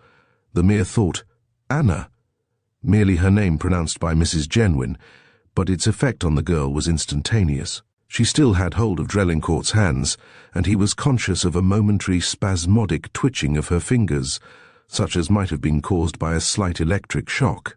Then his hands were released. Something seemed to catch her breath for a second or two. Her eyes opened and shut quickly several times, and therewith her mood changed. "What have I been rambling on about?" she asked, with a rippling, childlike laugh. "How silly of me! But whatever it was, it's all gone, all gone. And now, Felix, you must come and say good morning to Ninon, and ask her how she is. She is a good little thing on the whole, but sometimes I feel her temper rather trying." With that she drew him forward by the lapel of his coat. "Sit down," she said, "and nurse her for a little while. I fancy she looks slightly feverish this morning. I hope I shall not have to call in Dr. Carew." Drelincourt did as he was told. The doll was placed in his arms, and was held by him as awkwardly as might be expected. A smile, which had in it as much of pathos as of humour, played round his lips, but the expression of his eyes was one of grave tenderness and pity for the unhappy girl. Mrs. Jenwin sat a little way apart, busy with her favourite crochet work, seeing everything without seeming to do so. It was evident that her presence acted powerfully on Anna as a restraining influence. Drelincourt stayed a quarter of an hour longer, chatting as lightly and pleasantly with Anna as though he had not a thought or a care beyond those of the passing moment, although all the while that dread object lying cold and stark in another room framed itself like a ghastly picture on the background of his consciousness. It was a month later when, on a certain afternoon, as Mr. James Ormsby was walking down the platform of one of the London terminal stations on his way to the train, he was startled by a tap on his shoulder. On turning in his touchy way to ascertain who had ventured on such a liberty with him, he was pleasurably surprised to find that the offender was none other than Tom Thornswade, son of Squire Thornswade of Highcroft, whom he had known from the time he was short-coated. "Thought I couldn't be mistaken in your back, Mr. Ormsby, as you marched along in front of me," said Master Tom with a merry laugh, as his hand met that of the elder man in a cordial clasp. "I must say I'm awfully glad to see you. Yours is the first face known to me that I've set eyes on since I landed at Southampton 4 days ago. Glad you've got back safe and sound, Tom. Your father told me all about your having to go out to the States to look after some property which has been left him there. The two had many topics in common, and found much to say to each other, and it was not till the train was fairly under way that young Tom, with a sudden change of tone and manner, said, 'I must really crave your pardon, Mr. Ormsby, for having omitted to give expression to my sincere regrets at the great and irreparable loss you have recently sustained. Poor dear Mrs. Drelincourt, I cannot tell you how shocked I was when I read the account of her terrible end in one of the newspapers sent me by my mother.' 'Yes, it was indeed a tragical affair,' replied Mr. Ormsby, with what he meant for a heartfelt sigh and a sudden elongation of his visage. 'I was her favourite brother, torn her favourite brother. What I have suffered God alone knows. I don't think I shall ever be quite my own man again. Poor Kate, poor Kate!' 'And the sad affair is still wrapped in mystery, is it not?' asked Tom after a pause. 'It is. In the paper sent me, there was an account of some man having been arrested on suspicion and examined before the magistrates, but who was afterwards set at liberty for want of sufficient evidence to bring the crime home to him. That is so. Gumley, the fellow in question, had been temporarily engaged as under gardener at the Towers, and although, thanks to the evidence of my brother-in-law, who, and I can't help saying so, acted very strangely throughout the affair, he was released, nothing will persuade me that in him we had not got hold of the murderer of my sister. Unfortunately, there was a link wanting in the chain of evidence, only one, mind you, but some day it may be found. I do not despair. Time solves many mysteries and brings many a clue to light. It was a great blow to Mr. Drelincourt, was it not? With a pursing out of his under lip. That is a question which he could best answer if he chose to do so. At any rate, it's one I don't feel called upon to answer for him. Not an ordinary sort of man by any means, I should imagine, nor one easily bottomed, judging from what little I saw of him from time to time," remarked Tom, who was not without some grains of shrewdness. "That's as it may be. A shallow fool is often mistaken for a deep one by those who don't know better. In any case, we are not likely to see much of Drelincourt for a considerable time to come. He has shut up the Towers, putting in a man and his wife as caretakers, and has gone abroad for an indefinite period. And Miss Drelincourt, his half-sister, what has become of her? Her chest is said to be delicate, and she and the person who has charge of her have gone to live for a time in Devonshire. She's a charming girl, leaving her mental affliction out of question, and my poor sister was greatly attached to her. And an uncommonly pretty girl, too," added Master Tom sotto voce. Chapter 6. Recreant Lover. Mrs. Drelincourt had been dead a year. Anna and Mrs. Jenwin were still at Combe Fenton, the Devonshire village to which they had retired shortly after the death of the mistress of Wyvern Towers. On the particular morning to which we have now come, Anna set off for her customary after-breakfast constitutional on the sands. It was her favourite walk, and one which she rarely missed in fine weather. She was accompanied by Fanny, a demure-looking but rather pretty girl, and a native of Combe Fenton, who filled the post of maid and attendant to both the younger and the elder lady. About a fortnight before this, Mrs. Genwin, while gathering ferns, had slipped and sprained her ankles so severely that she had not yet been able to use it for longer than a few minutes at a time for walking purposes. As a consequence, she had been under the necessity of substituting Fanny for herself as Anna's companion during the latter's outdoor rambles. In so doing, no faintest suspicion entered her mind that she might be exposing her charge to a risk. This morning, however, her eyes were destined to be opened. After Anna's departure, the housemaid wheeled her in a bath chair to a favourite spot in the grounds under a spreading beech, where she was in the habit of reading and working the time away till the girl's return. Here she had been some time engaged with her tatting, when she was startled by the appearance of a man who came suddenly from behind a thick clump of laurels and rhododendrons, and halting a few yards from her, took off his soft felt hat and made her a low bow. He was young, and looked what he was, a superior mechanic. Before Mrs. Genwin could find her tongue, he spoke. "I crave your pardon, ma'am, for intruding upon you in this way," he began, "but I couldn't very well call upon you at the house, because the servants there all know me. And now, ma'am, I must ask you to excuse me if I put a certain question to you. Are you aware that the young lady who lives here with you is in the habit, morning after morning, of meeting a young gentleman on the sands of Carthew Bay?" For a few seconds Mrs. Genwin could not speak, so utterly astounded was she. Then she said a little faintly, "No, I am certainly not aware of anything of the kind. That, however, is what takes place. The young gentleman is always there, waiting for her, and they walk up and down the sands together, or sit side by side on some of the big stones which are strewn about for an hour at a time. Yesterday, excuse me, ma'am, for mentioning it, he kissed her twice before they parted. Do you happen to know how long these meetings have been going on? This will make the 11th day. You seem to have done your spying to some purpose to be able to tell me all this." The young man merely screwed up his lips.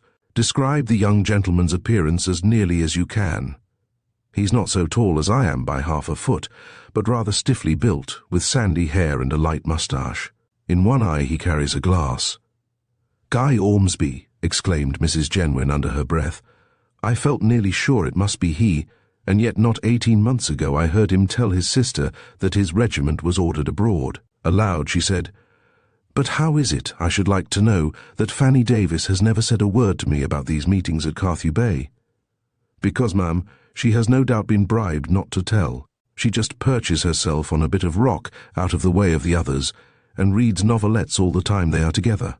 Oh, she's a deep un, is Fan, and not to be trusted further than one can see her."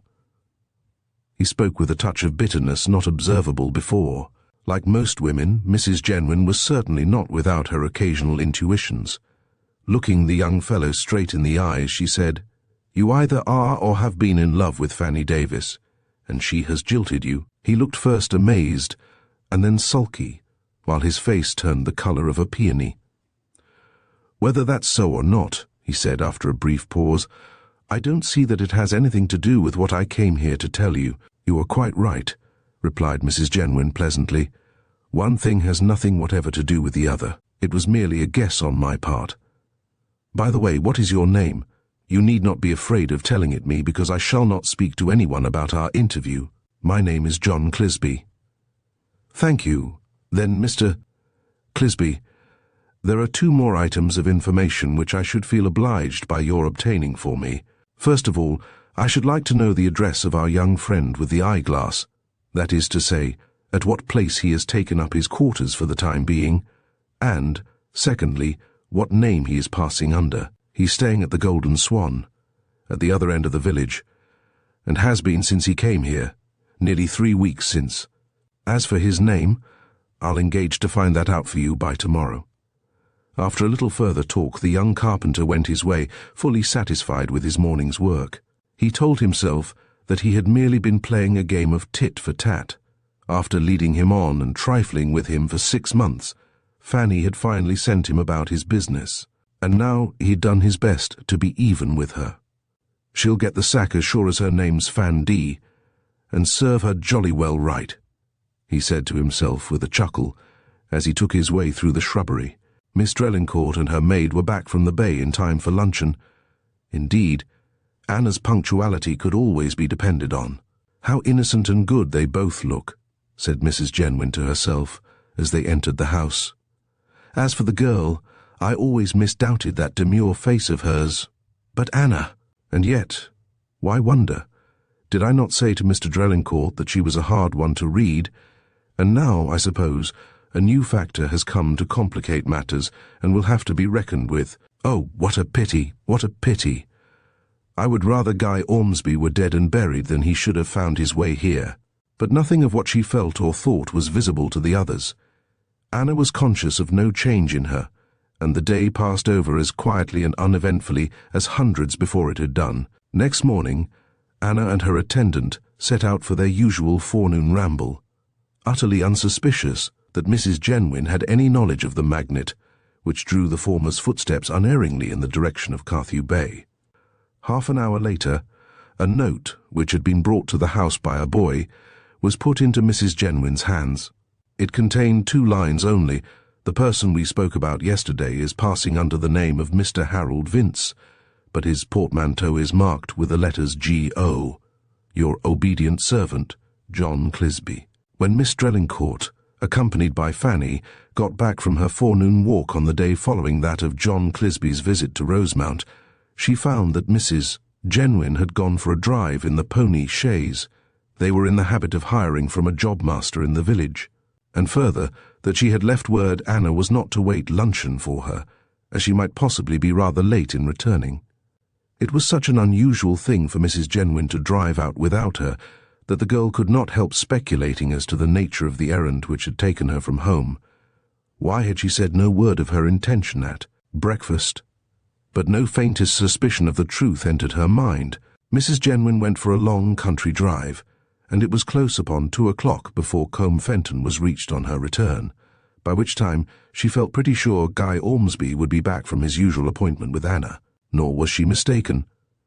She had requested her driver to stop at the Golden Swan Hotel, and on inquiring whether Mr. Harold Vince was indoors, she was told to her satisfaction that he was. By this time her sprain was very much better, and with the driver's help, and that of a walking stick, she managed to alight and limp indoors.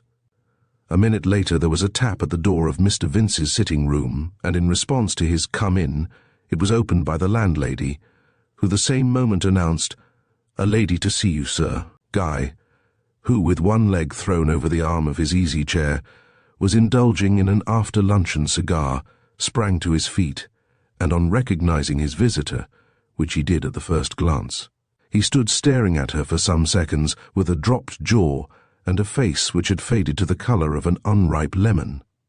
Mrs. Genwin waited till the door was shut behind the landlady before she spoke. Then she said pleasantly, "Good afternoon, Mr. Ormsby. My intrusion upon you seems to have taken you a little by surprise, which perhaps is hardly to be wondered at. Still, although your natural timidity has hindered you from calling upon us at Rosemount, I have no wish to appear unneighbourly, and I know of no reason why I should not call upon you. I trust that you left them all well at Denham Lodge." Guy's smile was not a pleasant one to see. Flinging away what was left of his cigar, he said, "Will you not be seated, Mrs. Genwin? I may at once confess that your visit is a surprise, but not, let me add, an unwelcome one. May I be permitted to hope that Miss Drelincourt is quite well?" He felt that he must talk, but he hardly knew what to say. One of his first thoughts at sight of her had been, "Can Anna have been such a fool as to tell this woman that she has agreed to a secret marriage?" It was a disquieting question. "As you have had the pleasure of seeing Miss Drelincourt within the last 2 or 3 hours, you are in a better position to judge of the state of her health than I am, who have not seen her since breakfast time." This was not a very promising beginning, as Guy could not but admit. "Hang it all," he said to himself. "Where's the good of beating about the bush? Some specific purpose has brought her here. What is it? The sooner I find out, the better." After a brief pause, he said aloud, "I perceive, Mrs. Genwin, that you are not unaware that Miss Drelincourt and I have seen each other."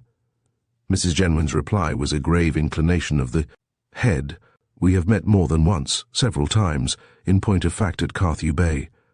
I have no wish to deny that such is the case. It would be useless of you to attempt to do so.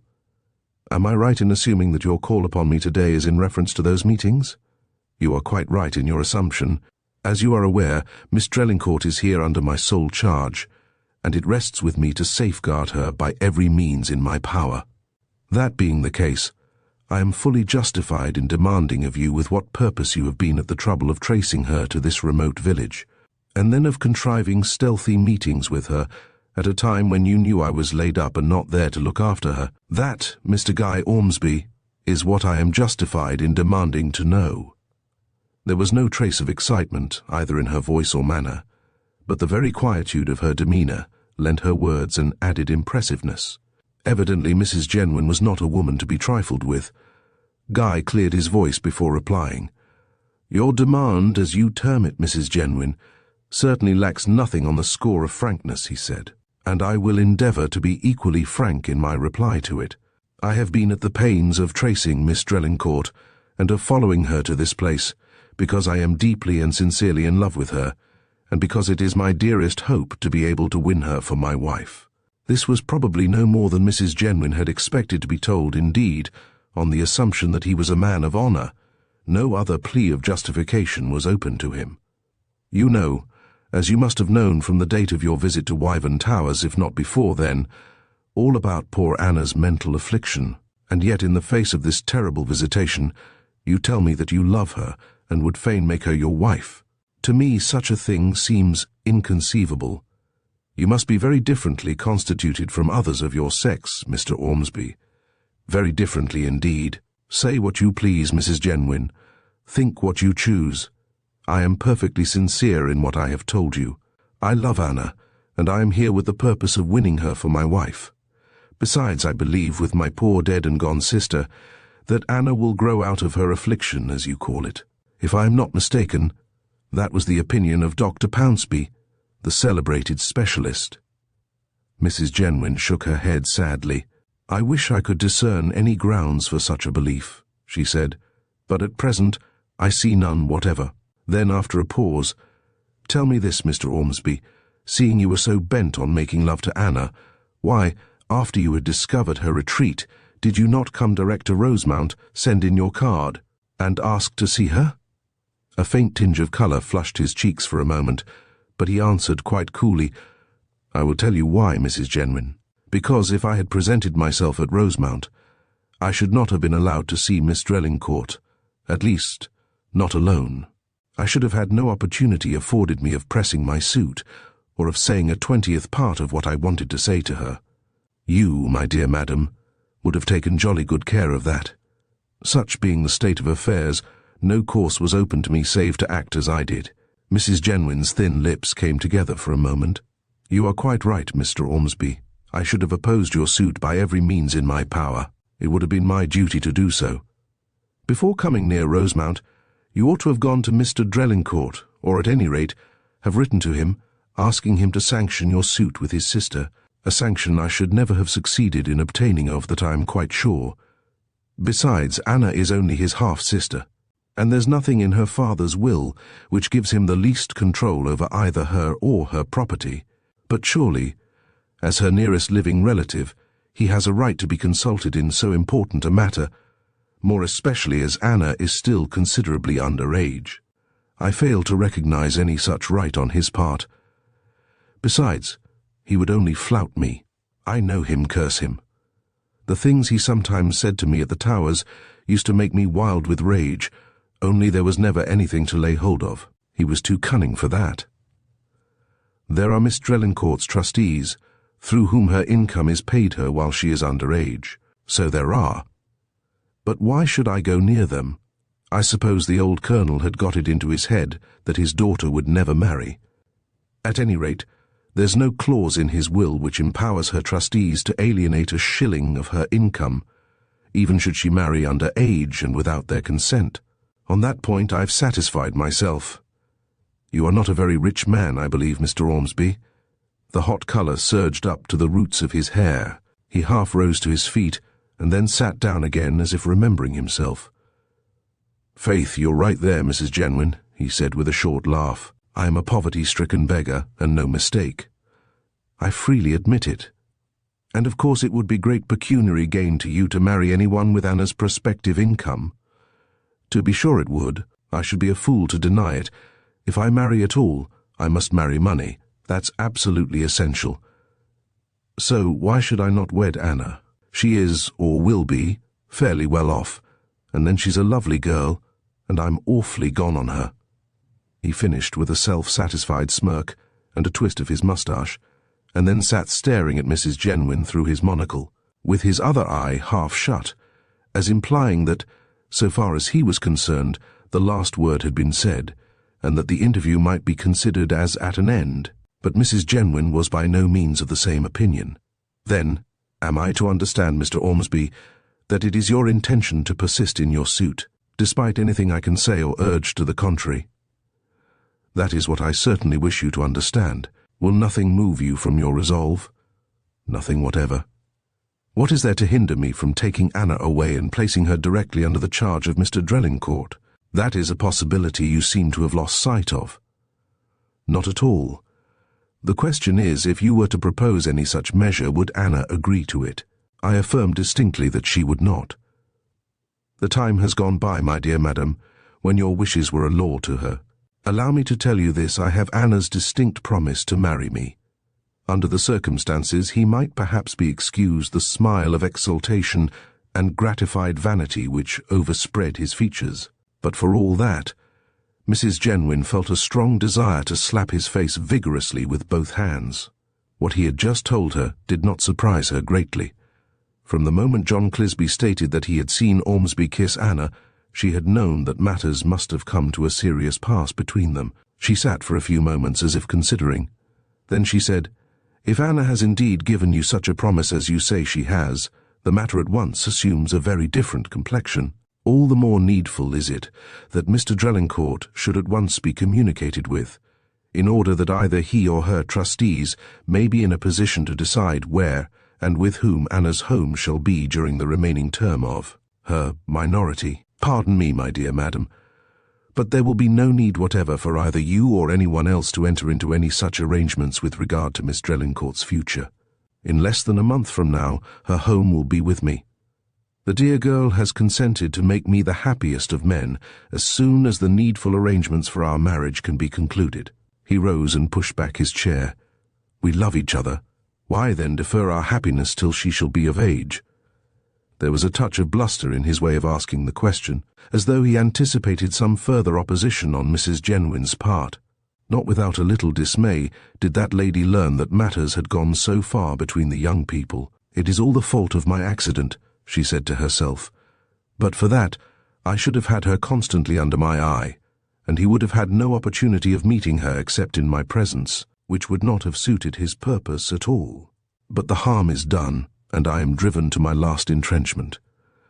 Oh, Anna, Anna, where are your eyes, that you cannot see through this shallow, selfish pretender a cad at heart? If ever there was one who cares no more for you than for the flower in his buttonhole, who seeks you only for your money, and who would break your heart when once he had made you his wife, as surely as the sun will rise tomorrow morning. But you shall be saved in your own despite, my poor darling, even if your foolish little heart should be cracked in the process. There is no help for it, none." She had ample time for these and other thoughts while Ormsby crossed to a corner cupboard, from a decanter in which he poured out a thimbleful of neat spirits and drank it off, wondering to himself meanwhile how much longer his unwelcome visitor was going to intrude her presence upon him. But Mrs. Genwin had not done with him.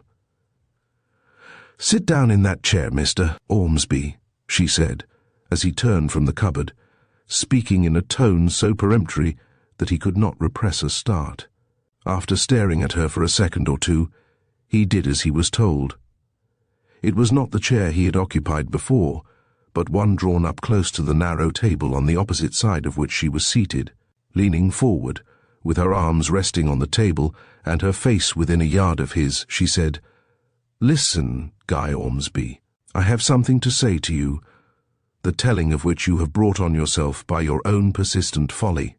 Then, after a backward glance, as if to assure herself that the door was really shut, with lowered voice, and eyes which compelled his to confront them whether they would or no. She went on to speak to him for the next 5 minutes without a break, or ever hesitating for a word. It was evident that she spoke from a heart fully charged, and while her utterance was so impressive, that which she had to tell him was of a nature so singular that when she had come to an end, Guy might be excused if for a few seconds he felt rather uncertain whether he was standing on his head or his heels. Various emotions had chased themselves across his face during the telling, simple surprise deepening into wide-eyed amazement, and lurking incredulity ripening into a conviction of the truth of what he was being told, which for a little space left his cheeks nearly as bloodless as those of the woman opposite him, whose cold, incisive tones seemed to cut into his consciousness like a surgeon's knife. Presently he drew a long, deep breath, like that of a person coming round after an operation. Then, in a voice as guarded as Mrs. Jenwin's own, he said, "And you are prepared to swear that what you have just told me is the truth?" "I swear it before heaven." A brief space of silence ensued, which Mrs. Jenwin was the first to break. "And now, Mr. Ormsby, may I ask whether you are still in the same mind with regard to Miss Drelincourt? Are you still as firmly determined as before to persist in your suit?" "No, that I am not," responded Guy with some emphasis. "What I have just learned has put that notion wholly out of the question. I'm sorry for poor dear Anna that matters have gone so far between us, but what can I do, Mrs. Jenwin? Tell me that. It's not altogether my fault now, is it? That things have come to the pass they have? Certainly not, Mr. Ormsby. You are merely one more victim to the force of circumstances. You have already admitted that pecuniarily your position is not a very flourishing one. Of course, you have your regimental pay, but am I right in assuming that outside that your income is, what shall I call it? Call it strictly limited, Mrs. Jenwin, and then you will be absolutely right, replied Guy, with a little jarring laugh. In point of fact, as you have seen fit to tell me so much, I don't mind admitting to you that I haven't even my regimental pay to fall back upon. In other words, I've thrown up my commission, and am now a private gentleman at large, with empty pockets and a hankering after the flesh-pots of Egypt, which I have no longer the means of gratifying. That must be a very uncomfortable state of affairs for you. It is. It is. Well now, I have a certain proposition to make to you, said Mrs. Jenwin. Guy pricked up his ears and became all attention. In the first place, you shall give me your solemn promise never to reveal to anyone the secret which I have just confided to your keeping, and, in the second place, you shall write Anna a couple of notes which I will dictate to you. That is all. In return, if you care to accept of a little present of £100, you will be very welcome to it. If I care to accept it, my dear, my very dear Mrs. Jenwin, in the present state of my finances, £100 will be like, but never mind that. I am yours to command. There are writing materials on the side table so that... I am quite ready, Mr. Ormsby.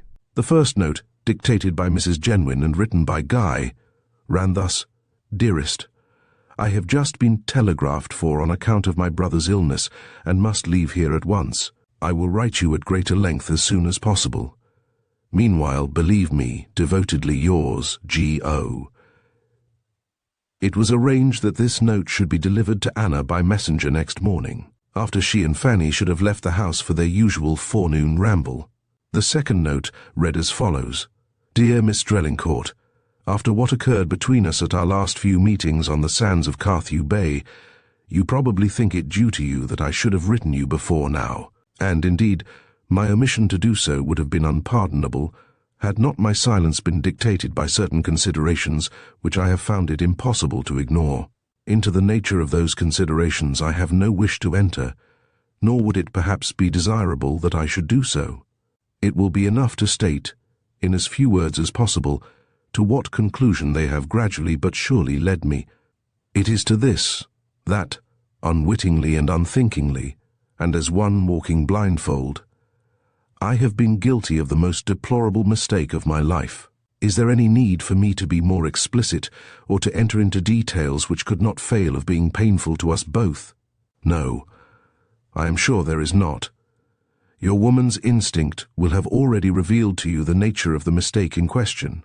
This I may add, that when I last parted from you, I had no faintest prevision of what was so soon to happen. Perhaps it never would have happened had circumstances not called me away from Combe Fenton. Yet who shall say it is not best for the happiness of both that the discovery should have been made before the time had gone by for remedying it? That is the light in which I trust you will endeavour to regard it. In conclusion, my dear Miss Drelincourt, I can only ask you to believe in the sincerity of my contrition should my conduct be the cause of any temporary unhappiness to you, and that, in any case, it will be no more than temporary, is the heartfelt hope of him who now subscribes himself your obedient and devoted servant, Guy Ormsby. When the foregoing had been written, it was sealed up, addressed in full to Miss Drelincourt, Rosemount, near Combe Fenton, Devon, and taken charge of by Mrs. Genwin. All that now remained to be done was to arrange for the handing over of the £100, and then for Mrs. Genwin to take her departure. Chapter 7. An Amazing Confession. Within a month of the events recorded in the preceding chapter, Mrs. Genwin and her charge had left Combe Fenton.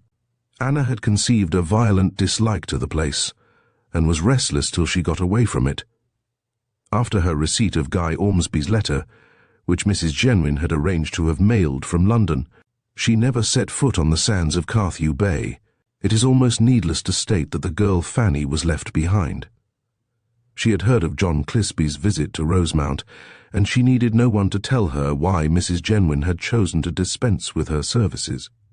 A few days before Anna's departure, she received the news of her half-brother's marriage.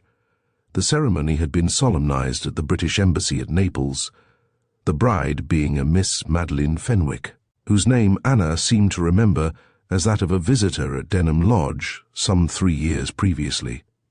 In the course of the next 4 years, at the end of which period we take up their history afresh, Mrs. Genwin and her charge found a temporary home in 3 or 4 widely different places. Anna's coming of age, and with it her command of the fortune left her by her father, had made no difference in her simple and inexpensive mode of life.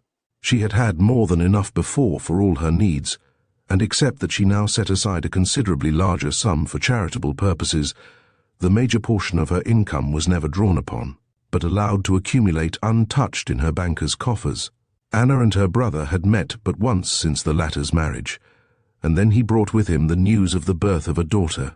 It was during the time of Anna's sojourn at Dieppe that Drelincourt, when on his way back from London, whither some law business had taken him, made a detour on purpose to see his sister and spend a week with her. He had exiled himself from England, preferring to live abroad, chiefly in Italy, the climate of which seemed to suit both him and his wife, but now and then wintering in Egypt or elsewhere.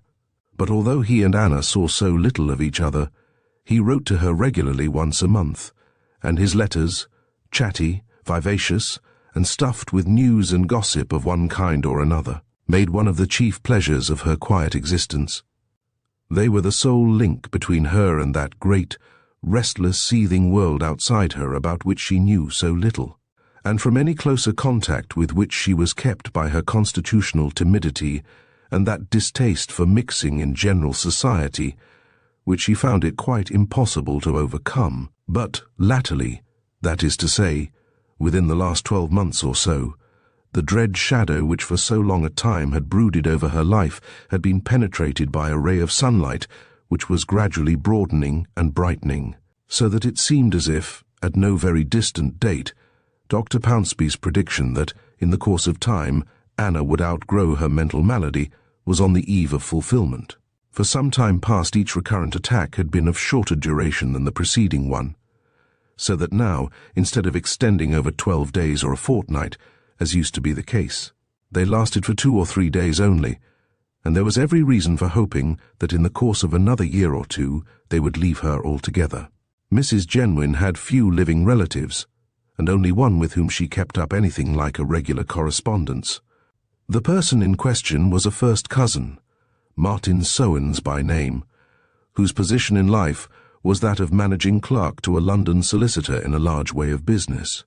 From Mr. Sowens, when she had been about 6 months at Guernsey, She one day received a letter, the contents of which proved to be of a sufficiently startling kind. In it her cousin informed her that, in consequence of an advertisement he had come across in the Times, he had called upon a certain firm in his own line of business, and, on making himself known to them, was told that the person advertised for had, through the death of an uncle in Australia, become entitled to a bequest of £22,000. That fortunate person was none other than herself, Henrietta Genwin, née Henrietta Winter, daughter of so-and-so. Finally, Mr. Soanes wrote, her presence was desired in London as speedily as possible, with a view of enabling her to prove her identity. For a little while after reading the letter, Mrs. Genwin felt like a stunned person.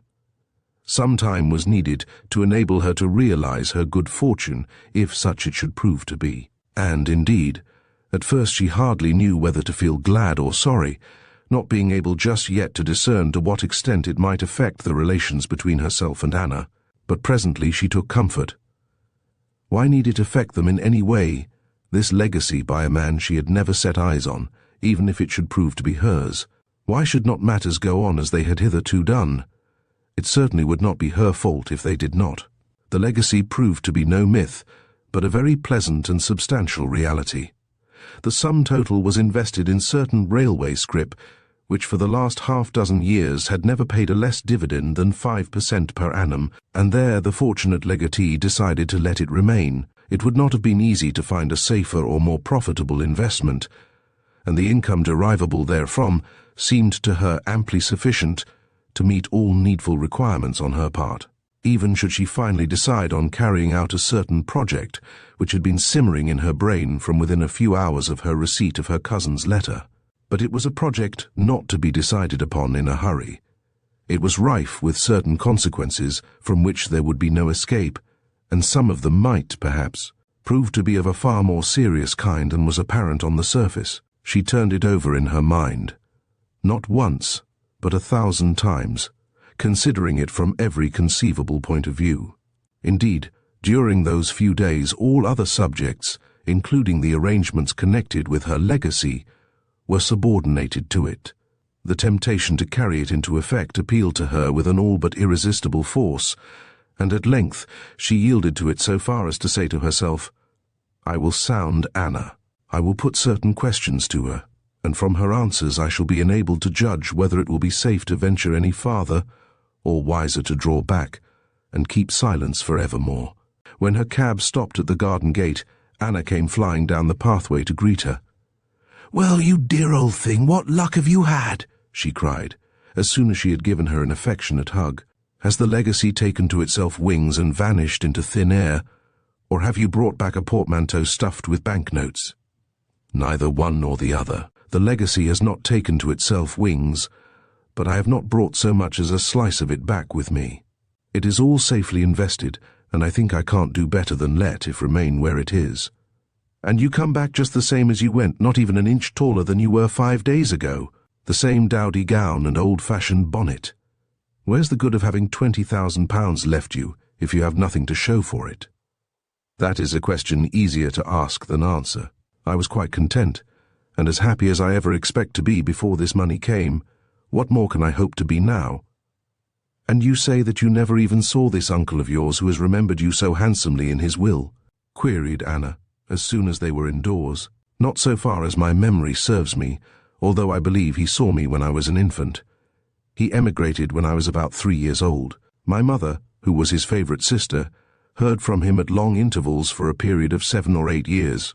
Then followed a silence which, so far as I am aware, was never broken. And at home the belief gradually grew up among us that he was dead. Possibly, if your cousin had not seen the advertisement in the Times, you would never have known anything about your legacy." "I think that very probable indeed. I was advertised for under my maiden name, and except my cousin, who, I believe, prides himself on the fact that nothing in the Times escapes him, few, if any, of those now living who knew me before my marriage would be likely to see it, or, if they should see it, would know where to find me." Although Mrs. Genwin had made up her mind to a certain course, she seemed in no special hurry to carry her purpose into effect. Indeed, she was one of those women who never appear to hurry, she could always afford to bide her time. Besides, in the present case, a few days, or for that matter, a few weeks or a few months, would make no difference. She told herself that she would not make an opportunity, but wait till one should come to her. Perhaps she was not without a lingering doubt as to the spirit in which Anna might receive her communication, and was not disinclined to let matters go on as they were for a little while longer. Of one thing she felt sure, that nothing could ever be quite the same as it had been when once her lips should have been unsealed and her secret have passed from her own keeping. Her opportunity, or what seemed such, came on a certain afternoon when the weather would not admit of their going out, and she and Anna were seated by the window, one busy with her sewing, the other with her knitting. The maid had just been in to ask leave to go and visit her mother, who was said to be dying. The girl had been in deep distress. "I have sometimes wondered, Teta," said Anna presently, "whether it is harder for a mother to lose her child, or for a child to lose its mother. I am not referring to cases like Charlotte's, where the child is grown up, although, if tears are anything to go by, she seems extremely attached to her mother. A great deal depends on circumstances. When a mother loses her only child, or one of two, it may reasonably be assumed that she feels the loss far more than she would do if she had other children left to comfort her. Again, where a child loses its mother while still at a tender age, it is not to be expected that the loss can seem such an irreparable one as it would do at a later period, when it is old enough not only to appreciate her love, but to reciprocate it in full measure. It was my misfortune to lose my mother when I was at a very tender age," said Anna presently, in a low voice. "It was. You were barely 5 years old when she died. I suppose you remember very little about her?" "Not a great deal. I seem to see her nearly always as an invalid, lying either on a couch or in bed. I have an impression that she was very fond of me, but that I was told I must not make a noise when in her room, nor stay with her too long at a time. I suppose it has been a source of never-ending regret to you that you lost her at such an early age." She was watching Anna keenly from between her narrowed lids. "Of never-ending regret?" with a little surprise in her tone. "No, Teta, scarcely that, I think. How could it be? At that age, our regrets are nearly as fleeting as our joys. I was too young to sound the depths of sorrow, or to allow of any loss touching me very deeply for longer than a few passing hours. Still, you often thought of her, often do now, perhaps, and have felt that by her death a void was left in your life which nothing else could fill, and have longed to have her with you, that you might pour your troubles and confidences into her sympathetic ear, for, to a daughter, whose ear is like her mother's." For a little while, Anna went on stitching in silence. Her brows were knitted, her face wore an expression of dubiety. Presently she said, "Yes, I have often thought about my poor dead mother, and have sometimes wondered, if she had lived, how she and I would have got on together. Perhaps not so well as you and I have, Teta, but I can't say that I have ever felt about her as you seem to think I ought to have done. Was it wrong and wicked of me not to have those feelings? If it was, I cannot help it. I did not make myself." Again there was a space of silence which Mrs. Genwin did not break. All her attention was apparently being given to her work, but a close observer might have seen that her hands were trembling slightly, and that more than once she dropped her stitches.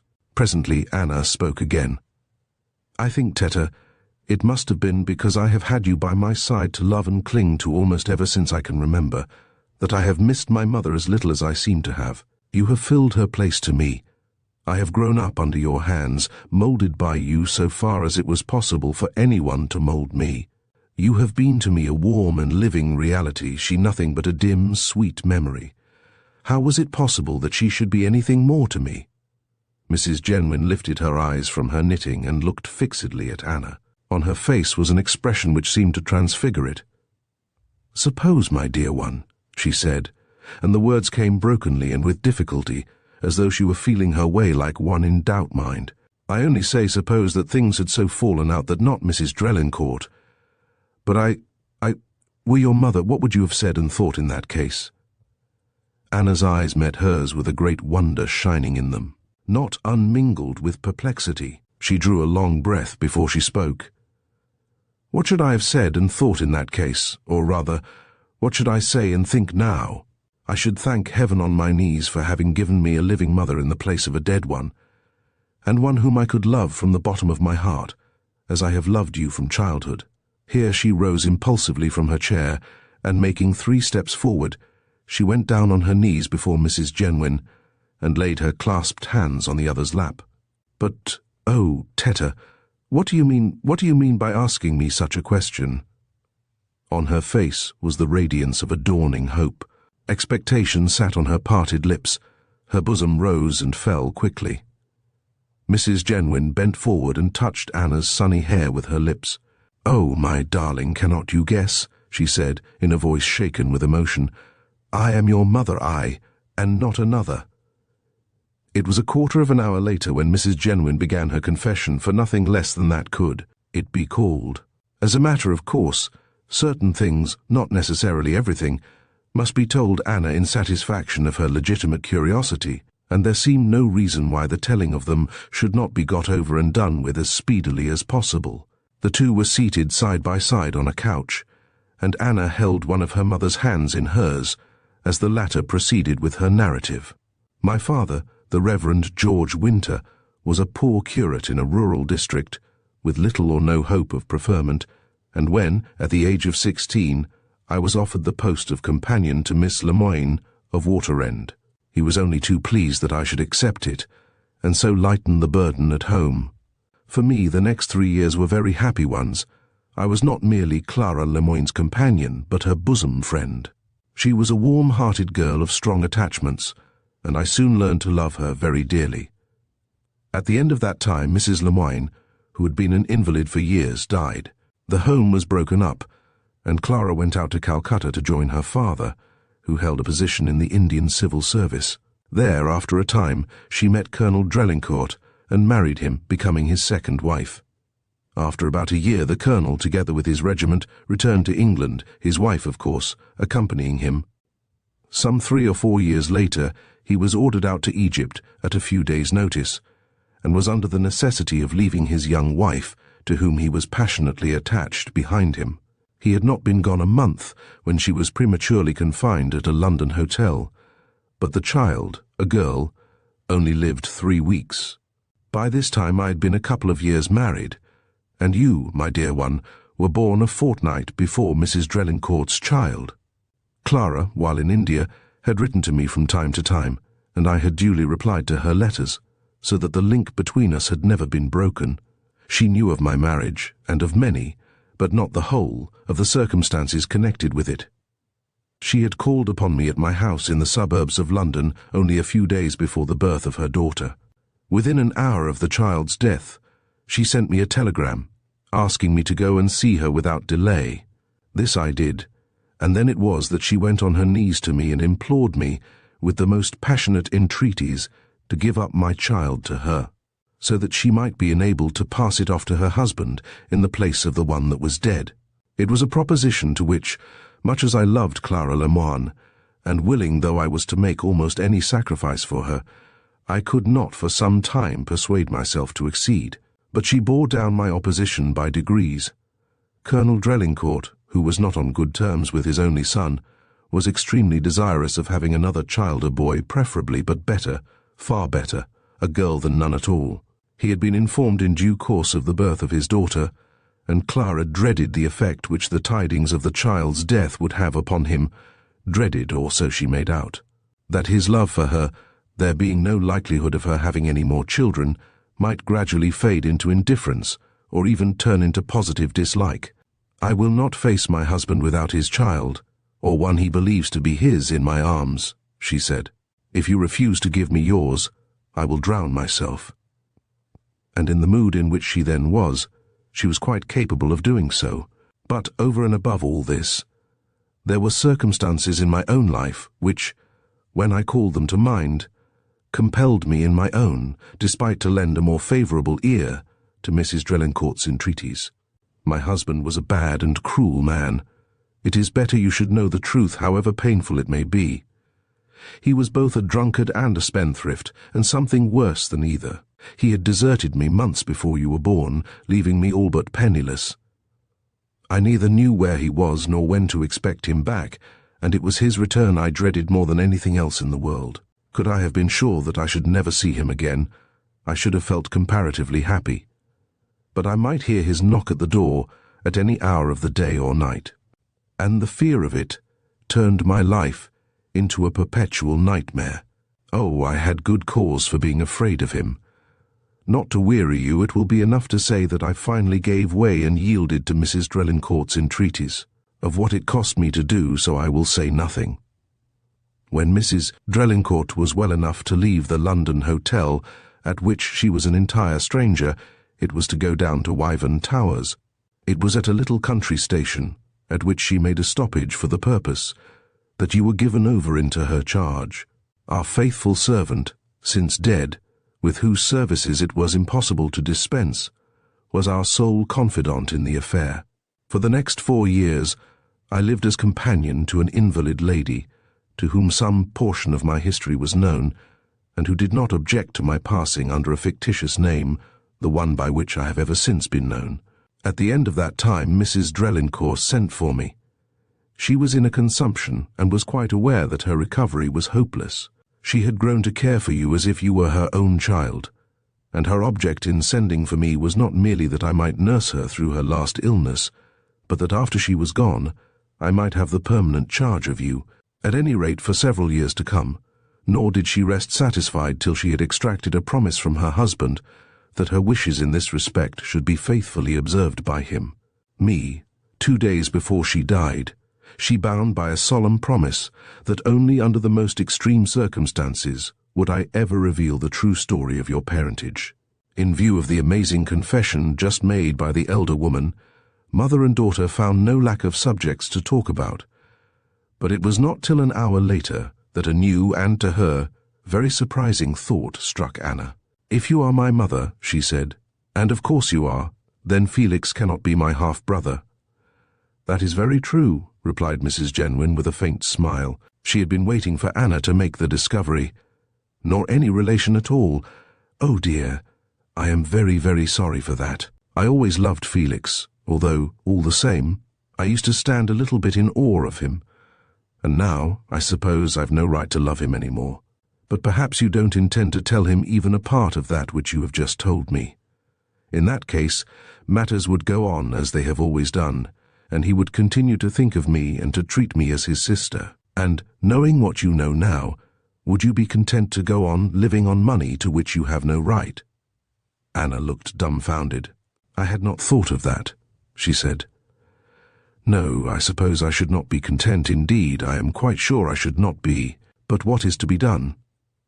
There is only one way out of the difficulty, and that is for Anna Drelincourt to die. Good gracious, Teta, I mean, mother dearest, you frighten me. I have thought it all out. Listen, in the course of a few days you shall write to Mr. Drelincourt, informing him that you purpose taking a voyage to Madeira for the good of your health, which has been anything but satisfactory of late. We will go and stay there a month, but while on the return voyage Anna Drelincourt shall die, and shall be buried at sea, and on landing it will be my painful duty to inform Mr. Drelincourt of her demise. I think you said that his last letter to you was dated from Bordighera." Her voice and manner were as dry and matter-of-fact as if she were explaining some detail of housekeeping. But when she had come to an end, Anna sat and stared at her like one doubtful whether she had heard aright. "Why do you look at me so strangely?" asked her mother, after a minute's silence. "There is no other way open to us that I can see. Can you discern any other?" Anna shook her head. "No," she said faintly, "I cannot." "You do not know, you cannot comprehend," resumed Mrs. Genwin. And now there was a ring of genuine emotion in her voice. "What I have gone through in the course of the last few days, since I knew that this money was coming to me. On the one hand was my promise to Mrs. Drelincourt not to reveal the secret of your birth, except under very exceptional circumstances. On the other was a mother's heart hungering and crying out for her child. There is no one left alive to whom the death of Anna Drelincourt will be a matter of much moment. Mr. Felix Drelincourt will grieve about her for a little while, but her fortune will make a handsome addition to his income, and he may perhaps derive some consolation from that. And so at length I came to the determination to tell you everything. I wanted to claim you as my own, my very own. I wanted to break down the invisible barrier which has kept us apart for too many years. Oh, my darling, do not tell me that I have done wrong." "Wrong, Mother? How can you imagine such a thing?" cried Anna, as she burst into tears and flung her arms round Mrs. Genwin's neck. "In gaining you, I have gained everything. All else is as nothing compared with that." The audacious scheme conceived by Mrs. Genwin was carried to a successful issue. To Felix Drelincourt in his Italian home came the tidings of his half-sister's death on shipboard while on her way back from Madeira. He grieved sincerely for her loss and wrote Mrs. Genwin a letter full of sympathy, regrets, and grateful acknowledgment of her services to the dead girl. Before leaving England, Anna had made a will in which she bequeathed all she possessed, with the exception of a few trinkets, to Drelincourt. This step was rendered necessary by the peculiar circumstances of the case. The money which thus accrued to him made a very welcome addition to Drelincourt's somewhat limited income. After the reading of the will, he wrote to Mrs. Genwin, expressing his surprise and regret that, except so far as regarded the aforesaid trinkets, her name found no mention in it, and offering to continue to her for life the income his father had set aside for her, so long as she and Anna should remain together. In reply, Mrs. Genwin informed him, with many thanks, that by the death of a relative, she had recently succeeded to a legacy which would amply suffice to meet all her simple needs in time to come, and their matters between them came to an end forever, as they probably thought, neither of them foreseeing where and under what peculiar circumstances they should meet again, nor having any provision of the underlying purpose for which fate had interwoven the threads of their destiny. Chapter 8. The Beginning of the End. It is a lovely afternoon in early summer, and a pair of youthful lovers have the morning-room at Fairlawn to themselves. And a very pleasant room it is, at once sunny and airy, with two long windows which open on a space of greenest lawn, interspersed with flower beds of various quaint shapes and sizes, which as yet are hardly in their full summer beauty. At one end of the room is an archway shrouded by a portiere, forming the entrance to the second Mrs. Drelincourt's boudoir. At a table between the windows, a very charming girl, as fresh and sweet as a rosebud dipped in dew, is arranging some cut flowers in a nankin jar. On a couch no great distance away, admiring her with all his eyes, lounges a rather jaded-looking young man in flannels. Jaded, be it understood, not from dissipation but from overwork. I only sat out 2 dances the whole evening, and it was my own fault I didn't dance those. It was Marian Drelincourt who spoke. "No doubt you fancied yourself the belle of the ball," rejoined the young man. "I dare say there were several other young ladies there who cherished the same pleasing delusion. No such silly thought ever entered my head. But I will say this, that if there had been twice as many dances, I could have had partners for all of them. You seem on particularly good terms with your young self this afternoon. I almost wonder how you escaped falling in love with one or other of your partners." "How do you know that I did escape? There were 2 or 3 who made themselves especially agreeable. But for anything that may have happened, you have only yourself to blame. You ought to have been there to look after me, and keep me out of danger. Mrs. Delisle could easily have managed to get a ticket for you.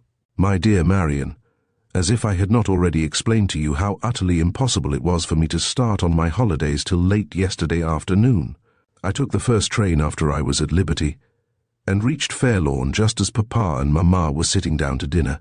Although you professed to be so exceedingly delighted to see them, Mamma told me that she never saw you pull such a dismal face as you did last evening. I wonder why. Then you may have the pleasure of wondering, because I shan't tell you why. Amiable youth. But why didn't Mrs. Drelincourt take you to the ball herself, instead of leaving you to be chaperoned by Mrs. Delisle? Mamma rarely goes anywhere. In the first place, as you know, her health is very delicate, and in the second, she wouldn't go anywhere without Papa. Is Mr. Drelincourt, now that he has come back to England, as much of a recluse as he was during the time he lived abroad? Just as much. His coming home has made no difference in his mode of life.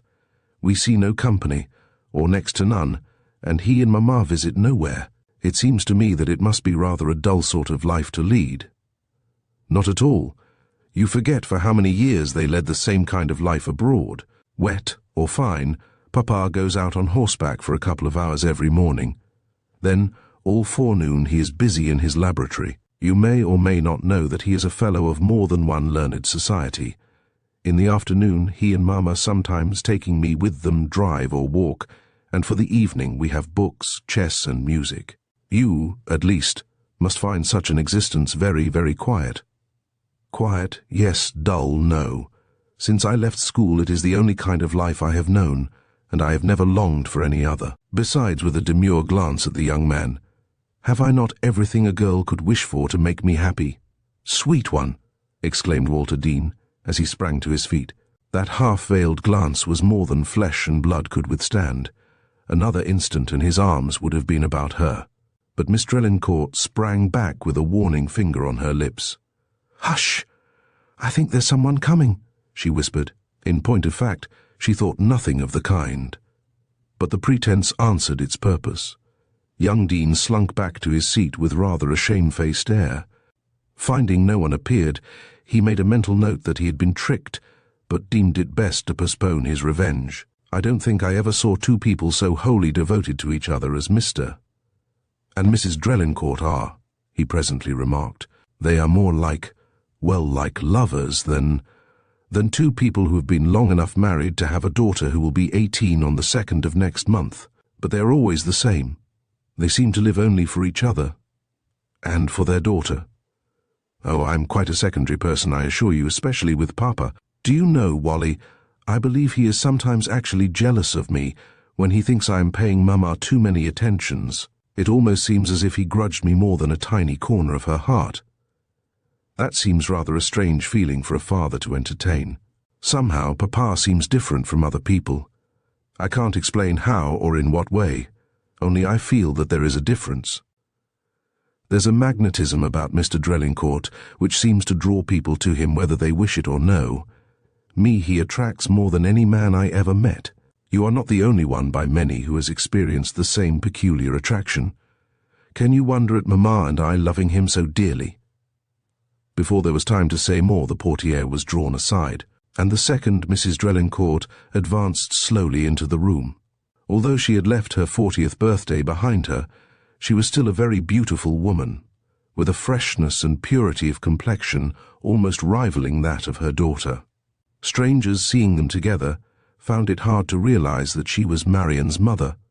"Mamma," exclaimed Marian, "I have here the very first Gloire de Dijon which has come into bloom. I've been watching it for days on purpose that you might have it. I've not forgotten that it's your favorite flower. You are always thinking of me." "As if it were possible to think of you and love you half as much as you deserve," said Marian, as she proceeded to fix the flower in her mother's dress. "That would indeed be an impossibility." Everybody started and turned their eyes in one direction. The speaker was Mr. Drelincourt. He was standing in the archway, holding the portiere aside with one hand. "Have you not another rose for me?" he asked as he came forward. "It is the only one which is yet open, Papa, but there will be a lot more in a day or two, by which time they will have become common. N'importe. I must try to find existence endurable without one." Then, turning to his wife, "The postman has just brought me a letter which must have been delayed in transit, since it was evidently intended to reach me yesterday. It is dated from Paris a couple of days ago, and is written by my old friend Colonel Winslow. In it he says that we may expect him at Fairlawn on Thursday. That's today in time for dinner. He may arrive at any moment." "Was it not Colonel Winslow, Papa, who stayed with us at Bordighera 5 or 6 years ago? That was the man. I was in short frocks at the time, and I remember that I quite fell in love with him. I should advise you not to repeat the process now," remarked young Dean in an aside to her. "And why not, pray?" she asked in the same tone. "Colonel Winslow, let me tell you, is a very charming man. I always did like elderly men better than boys. I think it very likely that I shall fall desperately in love with him." Without giving her lover time to reply, she picked up her hat, and swinging it by its ribbons, passed out through one of the long windows. Before she had time to cross the lawn and plunge into the shrubbery beyond, Walter was following her. Drelincourt and his wife stood watching them through the other window. The 20 years which had passed over Felix Drelincourt's head since his first wife's death had changed him very little to outward seeming. His black hair was turning grey about the temples, his long, thin face looked a trifle longer and thinner, a few crow's feet had gathered about his eyes, and there was a slight but perceptible stoop of his tall, lean figure. And that was all. "I hope that Colonel Winslow will make a long stay with us," remarked Mrs. Drelincourt as she seated herself in a favourite easy-chair. "Why do you hope so?" "Because the presence of your old friend will be such a pleasure to you, because he will cheer your loneliness and—" "Mr. Ormsby," intoned the solemn voice of Wicks the butler, before anyone was aware that the door had been opened. Drelincourt turned on the instant and confronted his visitor, one lean, muscular hand gripping the back of his wife's chair like a vice. Our old acquaintance, his silk hat balanced carefully in his left hand, advanced with that air of self-consequence which was so much a part of him that he could no more have divested himself of it than he could have, unscrewed, and laid aside one of his limbs. He never forgot that he was Mr. Ormsby of Denham Lodge, not even when he repeated aloud the responses in church and avouched himself a miserable sinner. He was considerably stouter than when we saw him last, and more scant of breath.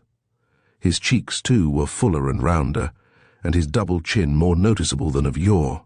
His complexion was no longer mottled, but of one uniform tint, and that the tint of a boiled lobster, while his once sandy hair had turned completely white. In other respects no change was discernible in him. "Drelincourt," he began at once, "you and I have not met for 20 years.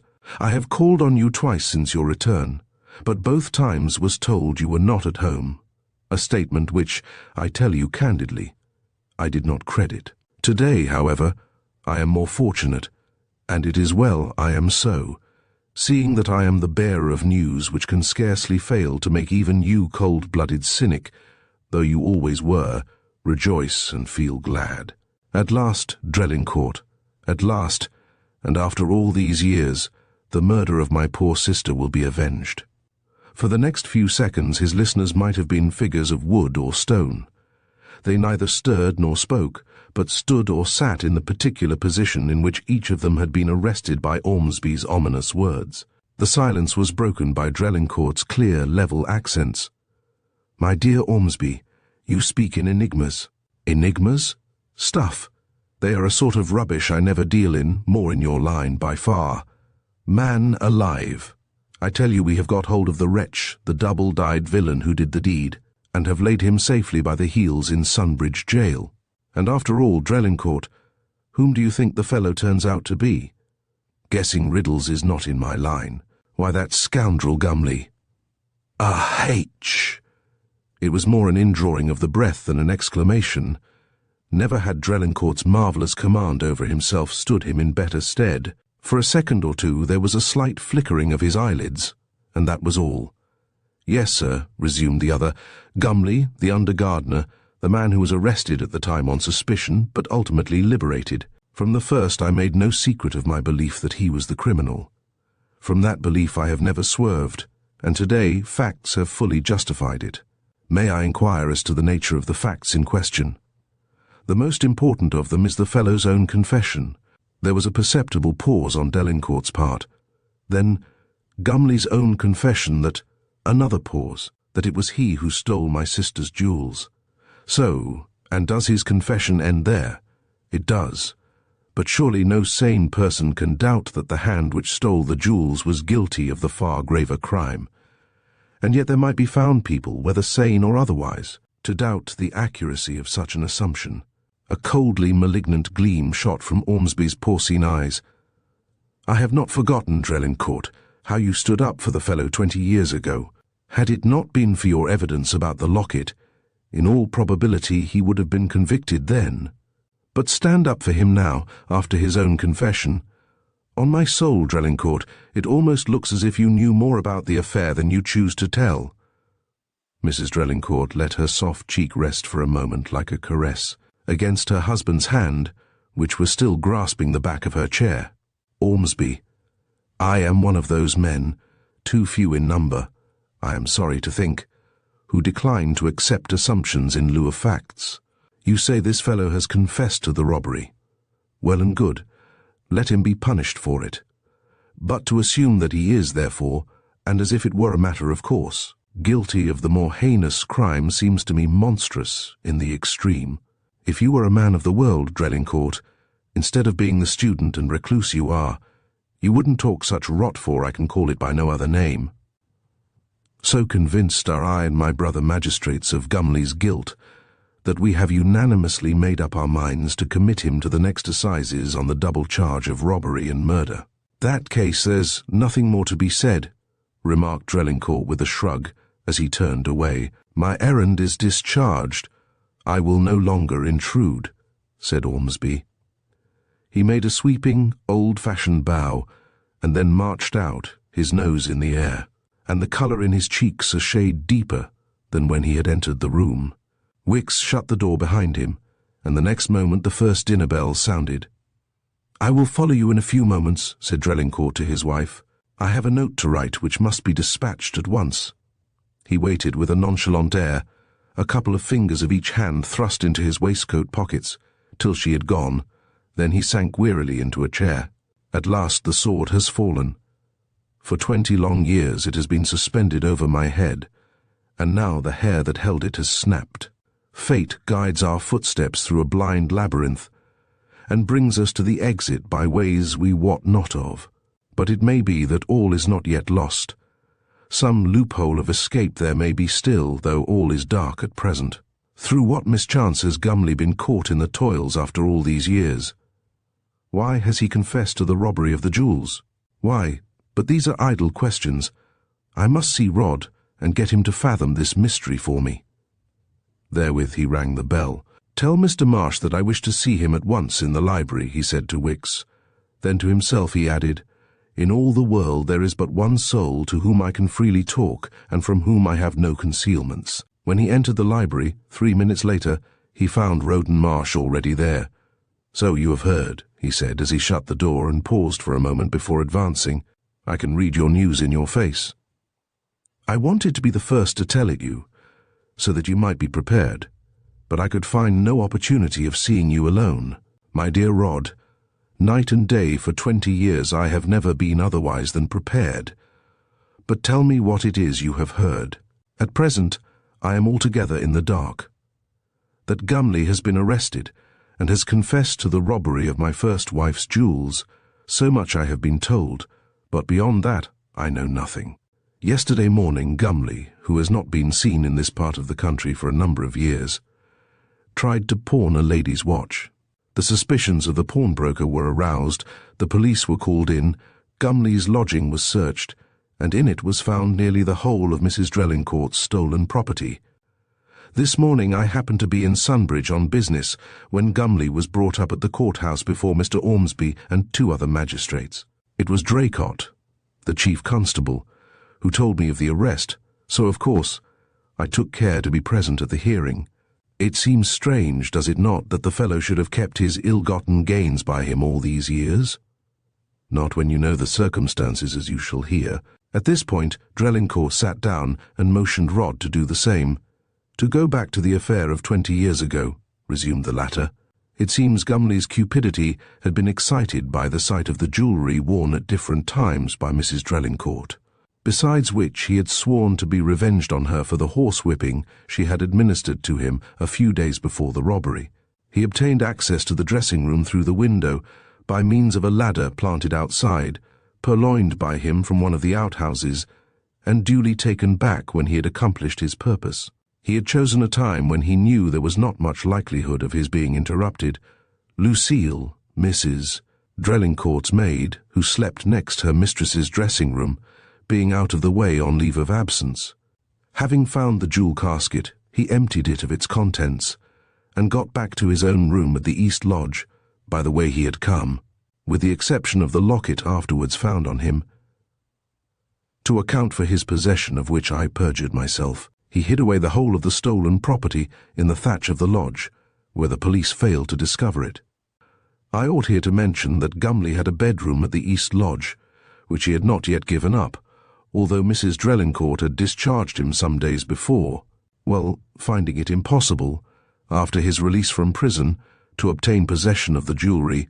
He left the neighborhood, only coming back to it about a week ago. At last his long-waited-for opportunity had arrived. As you know, a new lodge has just been built. The old one was untenanted and on the point of being pulled down.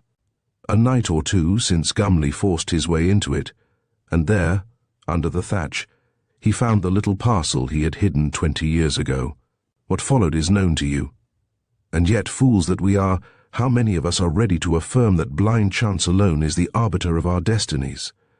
Drelincourt sighed heavily. Then he rose and took a turn or two across the floor, after which he resumed his seat.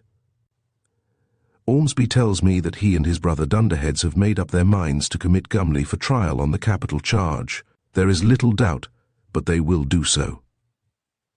When do the assizes take place? 3 weeks from now. Should Gumley be committed tomorrow, as I suppose he will be, you must go up to London and see a certain solicitor whose name and address I will give you.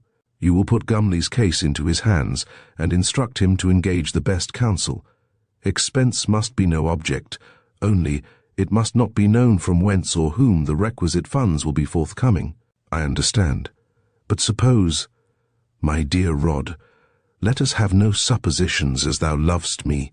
They are hateful things. When you have carried out my instructions, you will have done all that can be done. Again he rose and in his restless fashion took a turn or two from end to end of the room. Then, as he laid a hand on Rod's shoulder, you have read how, during the First Revolution, when the guillotine was busy at work and the conciergerie was crammed with prisoners who had been tried and condemned, morning after morning the tumbrils used to come to the prison gate and the names used to be called out of those who were to be led off to execution. You have read all that?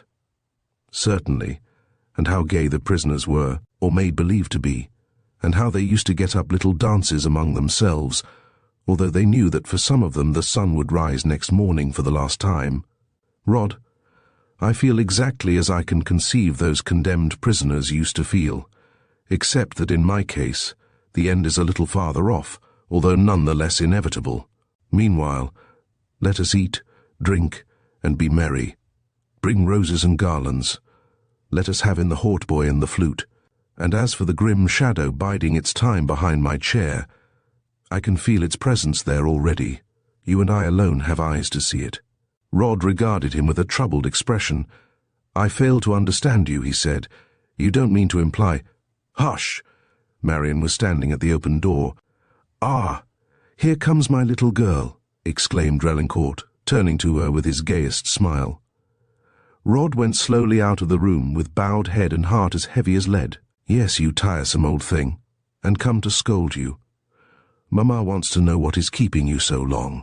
If you don't come at once, you won't be able to finish dressing before the bell rings, and then everybody will be kept waiting. That would indeed be a grave misdemeanor. By the way, you have not told me how you enjoyed the ball last night. When you got back, you stole off to bed without my having seen you. I saw a light in the laboratory, but was afraid of disturbing you.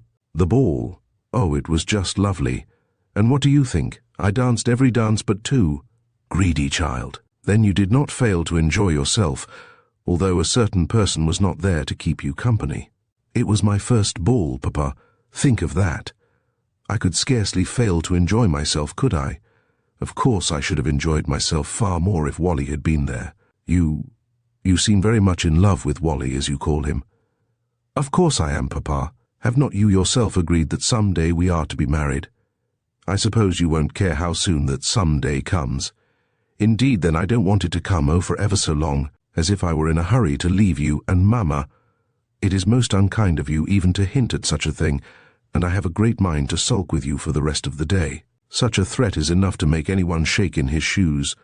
Do you know, Petite, of what I have been thinking? How should I, Papa? Why, now Walter and my old friend Winslow are both here. That we will try for a little while, say for the next few weeks, to be as jolly as sandboys. Yes, we will be gay. We will be dissipated, even fancy poor Mamma being dissipated, eh? And our mottos shall be away with melancholy. And vive la bagatelle. That'll be awfully nice. Awfully. Tomorrow, if the weather hold fine, we will drive as far as Beauchamp Chase and picnic there. Then Mamma and you must arrange for a garden party, and possibly we may be able to get up a dance or two, and I know not what other frivolities." To himself he said, "What a mockery is all this! You darling papa, how happy we shall be! But come along, do, or Mamma will say that you are making me as bad as yourself." Chapter 9. Waiting for the verdict. It was 3 weeks later, and the day of Gumley's trial, in the same pleasant room with its French windows opening on the lawn already known to us. Mrs. Drelincourt was reclining on a lounge, engaged in some kind of fine needlework. On a small occasional table within reach of her hand lay an open telegram. She was alone, and had been so for some time, but she did not on that account think herself neglected. Indeed, she was one of those women, few and far between, who love solitude for its own sake, and can taste to the full its subtle charm. Before long, her reverie was broken by the entrance of Colonel Winslow. "It's close upon 3 o'clock, and yet Felix has not returned," he said. "It is not often that he prolongs his ride so far into the afternoon." "Very seldom indeed. I was becoming rather anxious about him when this came to hand." As she spoke, she handed him the telegram. The Colonel took it and read it aloud. "Drelincourt, Greystone Priors, to Mrs. Drelincourt, Fairlawn. Selim has fallen lame. Shall leave him here, to be fetched by groom tomorrow, and return by train." "That fully accounts for his non-arrival," added the Colonel, as he replaced the telegram on the table and drew up a chair. "You have heard nothing yet, I presume, as to how Gumley's trial is progressing?" "Nothing whatever. Roden Marsh is in attendance at the Sessions House, and will bring us the news at the earliest possible moment." "I am afraid the result is a foregone conclusion," remarked the Colonel. The subject was one Mrs. Drelincourt did not care to pursue. "And must your visit really come to an end in the course of a few days?" she presently asked. "Cannot we persuade you to favour us with your company for a fortnight longer? I'm afraid I have no option in the matter. Weeks ago, I promised my sister to be with her on the 12th of this month, and were I to break my word, I should render myself liable to pains and penalties without number. But we shall have you with us again later in the season?" "I certainly hope so. It won't be my fault if you don't. I cannot tell you how grateful I feel for the change which your visit for, I can set it down to nothing else, has wrought in Felix. Not for years, nay, scarcely since our marriage, has he seemed so cheerful, so free from care, so little given to brooding over his experiments and shutting himself up among his books, as during the 3 weeks you have been with us. Aha! I do take some little credit to myself for having coaxed our snail out of his shell, for having wheedled our bookworm out of his seclusion. And it must be your care after I'm gone, dear Mrs. Drelincourt, to see that he doesn't revert to his hermit-like ways." A little sigh escaped Mrs. Drelincourt. "I am greatly afraid that when your enlivening presence is no longer here, everything will go on precisely as it did before your arrival. It is always wise to hope for the best. In any case, I won't fail to come and stir up Felix again in the course of the autumn." Before more could be said, Marion, closely followed by Walter, each of them carrying a croquet mallet, made their appearance at one of the long windows, which this balmy afternoon stood wide open. "Colonel Winslow," said the flushed and happy-looking girl, "we want you to come and decide a point of the game for us about which we can't agree." Left alone, Mrs. Drelincourt resumed her needlework. Her thoughts were busy with what had just passed between the Colonel and herself.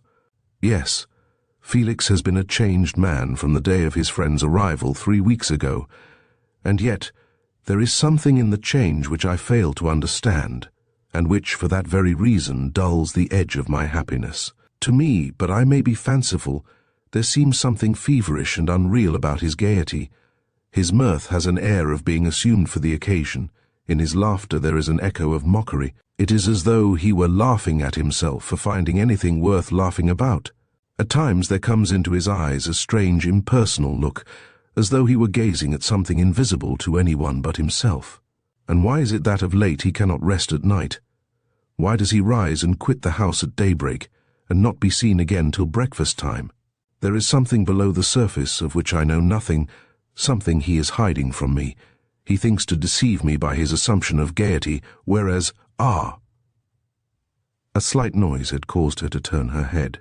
There stood her husband, holding aside the portière, and gazing smilingly at her. He had gone to the boudoir first in search of her. He now came forward, and having disposed of his hat and gloves on a side table, he bent over his wife and kissed her tenderly. "My telegram reached you in due course, I see. I was afraid you would be growing uneasy." I had indeed grown very uneasy long before it arrived. I had gone for a longer ride than usual, when all at once Selim fell lame. I was compelled to dismount and lead him at a snail's pace as far as Greystone Priors, where I had his legs bandaged, and have left him till tomorrow. Then, having drawn up a chair, he asked, but without any apparent eagerness, "Anything fresh? Any news?" "None whatever." "Then Rod has not returned?" Consulting his watch as he put the question. "I have not seen anything of him. But the trial will scarcely be over as early as this, will it?" "That is more than I can say." Thrusting his hands into his pockets and whistling under his breath a lively operatic air, he strolled to the garden window and stood gazing out for a little while. His wife followed him with her eyes. Now that his back was towards her, her face had grown suddenly aged and anxious-looking. "He is playing a part, and he thinks I cannot see through the pretense," she whispered to herself. "But love has keen eyes. What it is that he is hiding from me, I cannot so much as guess, but sure I am that some secret trouble is gnawing at his heartstrings." Presently Drelincourt turned from the window, and going to the piano, he sat down on the music stool and began to play a bar of the air he had been whistling. Suddenly Marian appeared at the window, and seeing her father in the room, she laid a finger on her lips as a caution to her mother. Then she ran lightly across the floor, and next moment her arms were round his neck, and her lips pressed to his cheek. "You were gone this morning before I was down, so that I have not been able to thank you till now for your beautiful, beautiful present. Nor I an opportunity of wishing my little girl, ought I not rather to say my bouncing big girl, many, very many happy returns of the day, which I now do from the bottom of my heart." His arm was round her waist, and for the next few seconds she felt herself pressed close to him. Tears sprang to her eyes. "Dear Papa," she said to herself, "he loves me more than I thought he did." At this juncture the Colonel and young Dean came in by way of the farther window. "And I have had other charming gifts," resumed Marian. "One from Mamma, one from Wally, another from Colonel Winslow, and yet another from Roden Marsh. Am I not a fortunate girl? You must come and see them where they are laid out in Mamma's dressing-room." A little later in the afternoon, Drelincourt and Walter Dean happened to be left alone in the morning-room. Dean was turning over a book of engravings at one of the tables, but not without an eye for all that was going forward. Drelincourt was lounging against the framework of the farther window. "In this suspense there lurks a torture worthy of a Grand Inquisitor," murmured the latter. "I wonder whether I or that poor devil awaiting sentence in the dock suffers the more on our invisible rack." Having glanced at his watch, he took to slowly pacing the room, his hands behind his back. "And yet, what need to wonder? He is but a clod, callous, brutalized, degraded, and though his life is doubtless as sweet to him as mine is to me, there are in me 1,000 springs of feeling and emotion, each a separate source of torture, of which such as he can know nothing. In my case the stake is more, infinitely more, than is involved in the premature ending of a life by which I have never set any special store. There's the pity of it. If the issues of our actions affected ourselves alone, we could afford to suffer in silence, and bow our necks to the stroke with something like equanimity, but the Eumenides who wait on wrong-doing ever contrive to stab us through the hearts of our dearest and our best." Young Dean's furtive glances followed Drelincourt every time the latter's back was turned on him. "I have never seen Mr. Drelincourt so restless as he seems this afternoon," he muttered to himself. "There's something on his mind that's clear. Can it be that he's troubling himself about the result of the trial? Yet, why should he? It's not as if he were a vindictive man. However it may go, it can matter little to him. That boy is eyeing me and wondering what the deuce is the matter," was Drelincourt's unspoken thought. "Eh bien, let us give him something else to think about." Drawing up a chair close to Dean, he seated himself astride it and rested his crossed arms on its back. "While I was out this morning," he began, "I was told something which put me about more than I like to own. "Indeed, sir."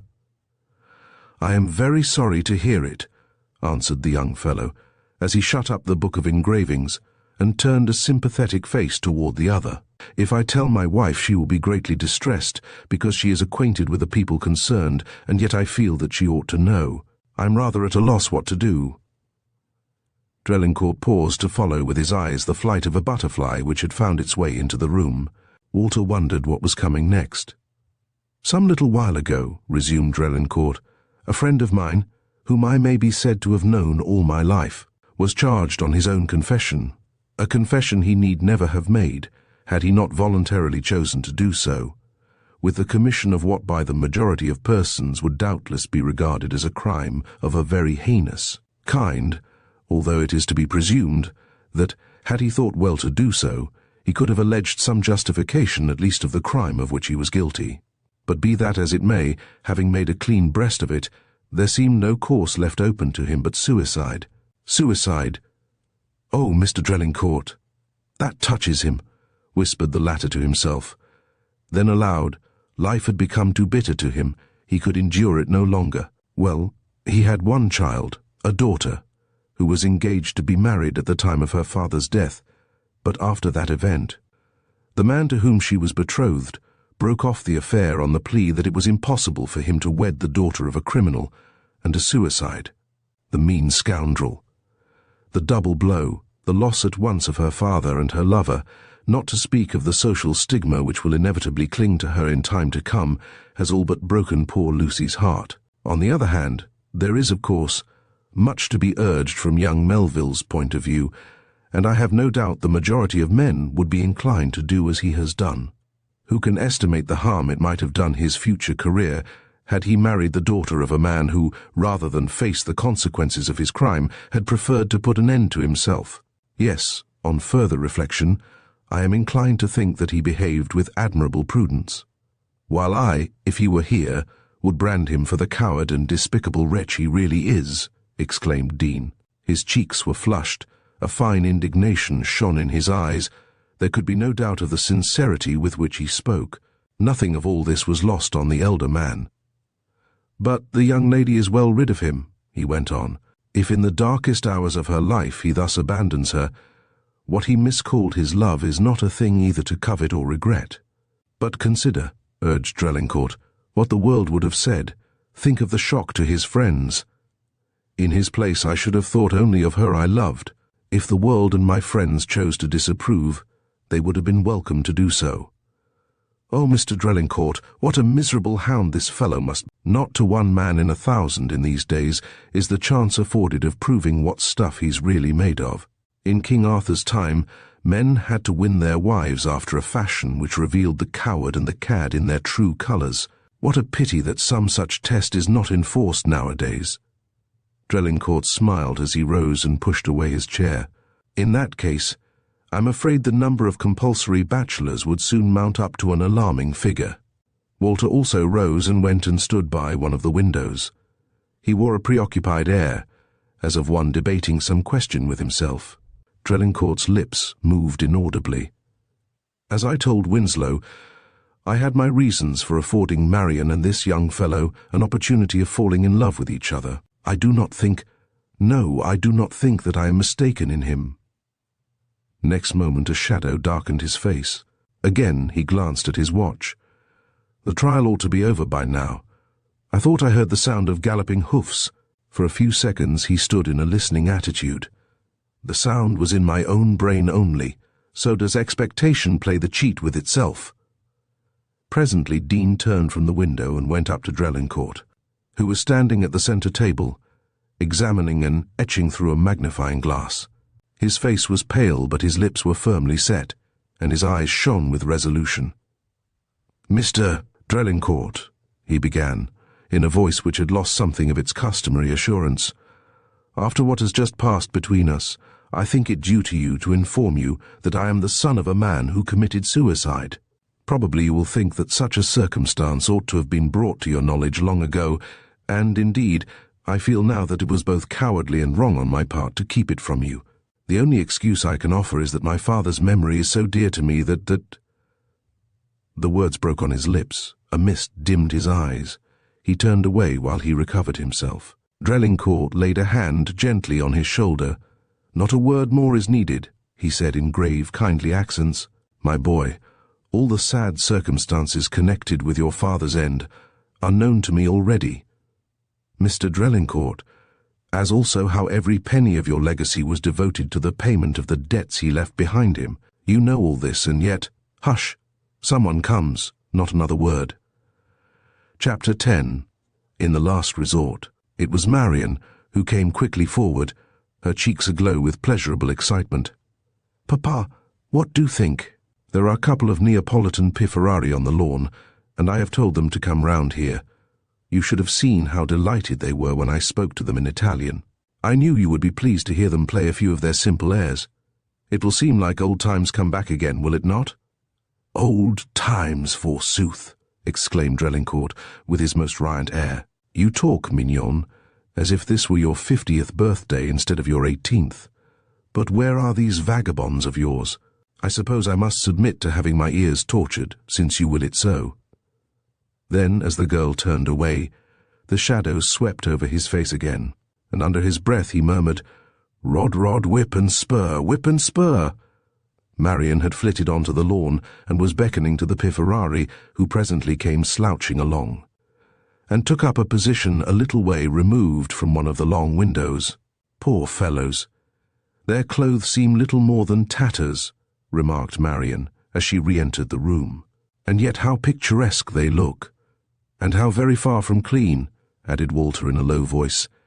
"It would be a charity to make them a present of a bar of soap, if one could feel sure of their using it." Then they began to play. The air, although set to waltz time, was a wild and plaintive one, and not at all like conventional dance music. After listening for a couple of minutes, Marian clapped her hands and cried excitedly, "Papa, don't you remember?" "Remember what, my dear?" "The air they are playing. It's called La Strega," which, with a glance at Walter, being interpreted for the behoof of illiterate people, means the sorceress. "So kind of you to enlighten my ignorance," murmured the young man. Marian turned to her father. "It's the same tune 2 wandering minstrels played one day ever so long ago on the terrace at Bordighera, and that day you were so gay and light-hearted that you and I danced to it together." "Oh, I have not forgotten. And now it's my birthday, and we will dance to it again." "I dance? Madness!" "It's a very delightful kind of madness. Am I not queen today? Do you dare, sir, to dispute any of my behests? There's Walter. It is you, Papa, whom I am going to dance with, not that boy. I won't listen to another word. Come, let us try for a little while to fancy ourselves back in Italy, what it is to be a slave of a tyrant in petticoats." He offered no further resistance, but slid an arm round his daughter's waist, and the pair began to waltz to the music. Walter stood looking on from the embrasure of one of the windows. Twice had they gyrated the length of the room and back, when Drelincourt caught sight of Roden Marsh's pale face peering at him through an opening in the portiere. The latter had approached unseen and unheard by either of the young folk. For a couple of minutes longer the dancers kept revolving to the music. Then, as they again drew near the window where Walter was lounging, Drelincourt beckoned to him to take his place, which the young man did, nothing loath. A second later, Drelincourt had disappeared through the portiere. "Your news?" said Drelincourt to Roden Marsh, the moment they were alone. "Found guilty and sentenced to death. So now the curtain is rung up for the last act." Rod grasped one of his foster brother's hands in both his, and for a few moments the two stood looking into each other's eyes. Then Drelincourt said, "Come," and with that he led the way to his own room, where there was less likelihood of their being intruded upon. "And, of course, the judge held out no hope of mercy," he recommenced, as soon as he had seated himself, and motioned Rod to another chair. "None whatever. The fact of Gumley having confessed to the robbery seemed to be accepted both by judge and jury as conclusive evidence that he must be guilty of the other crime. His counsel urged every point in his favour that could be urged, but to no purpose. Poor devil, what must his sensations have been when he heard his doom pronounced? But in a little while, as at the wave of a necromancer's wand, the weight of that dread sentence shall be lifted off his heart, and life shall once more taste sweet in his mouth. Felix, what would you do? Can you ask? I thought it was long ago understood between us what my course was to be, should the worst ever come to pass. The worst has come to pass, as I have felt all along it would surely do some day, and it has now to be faced. Could anything be more simple? But consider, Felix, consider. This fellow who was sentenced today is a low, brutal, besotted wretch, who, as was proved against him by the police, has already served 2 terms of penal servitude for other crimes, who, as I have ascertained, has not a single tie to bind him to life, and of whom, when he dies, and the sooner the better, the world will be well rid. No sane man would seriously think of sacrificing himself for such a scoundrel. Let him hang, such canaille, as he are fit fruit for the gallows. My dear Rod, how strangely you must have misread me all these years, if you think it possible that, deliberately and knowingly, I could allow this man to pay the penalty of a crime of which he is as innocent as you are, granting him to be all that you say he is, assuming him to be the vilest wretch that crawls his life, is the one sacred thing he can call his own, till he himself shall forfeit it. And all the unseen powers forbid that I should rob him of it. The thing done by me 20 years ago concerns me, and me only, and I swear that this man's blood shall not lie at my door. Then, in a changed voice, Rod, you remember what we agreed upon long ago in case of emergency? Have you the vial still by you which I gave at that time into your keeping? I have. That is very well. Fetch it me now at once. A groan broke from Rod's lips. Too well he knew how futile any further remonstrance on his part would have been. There was that about Drelincourt which brooked no denial.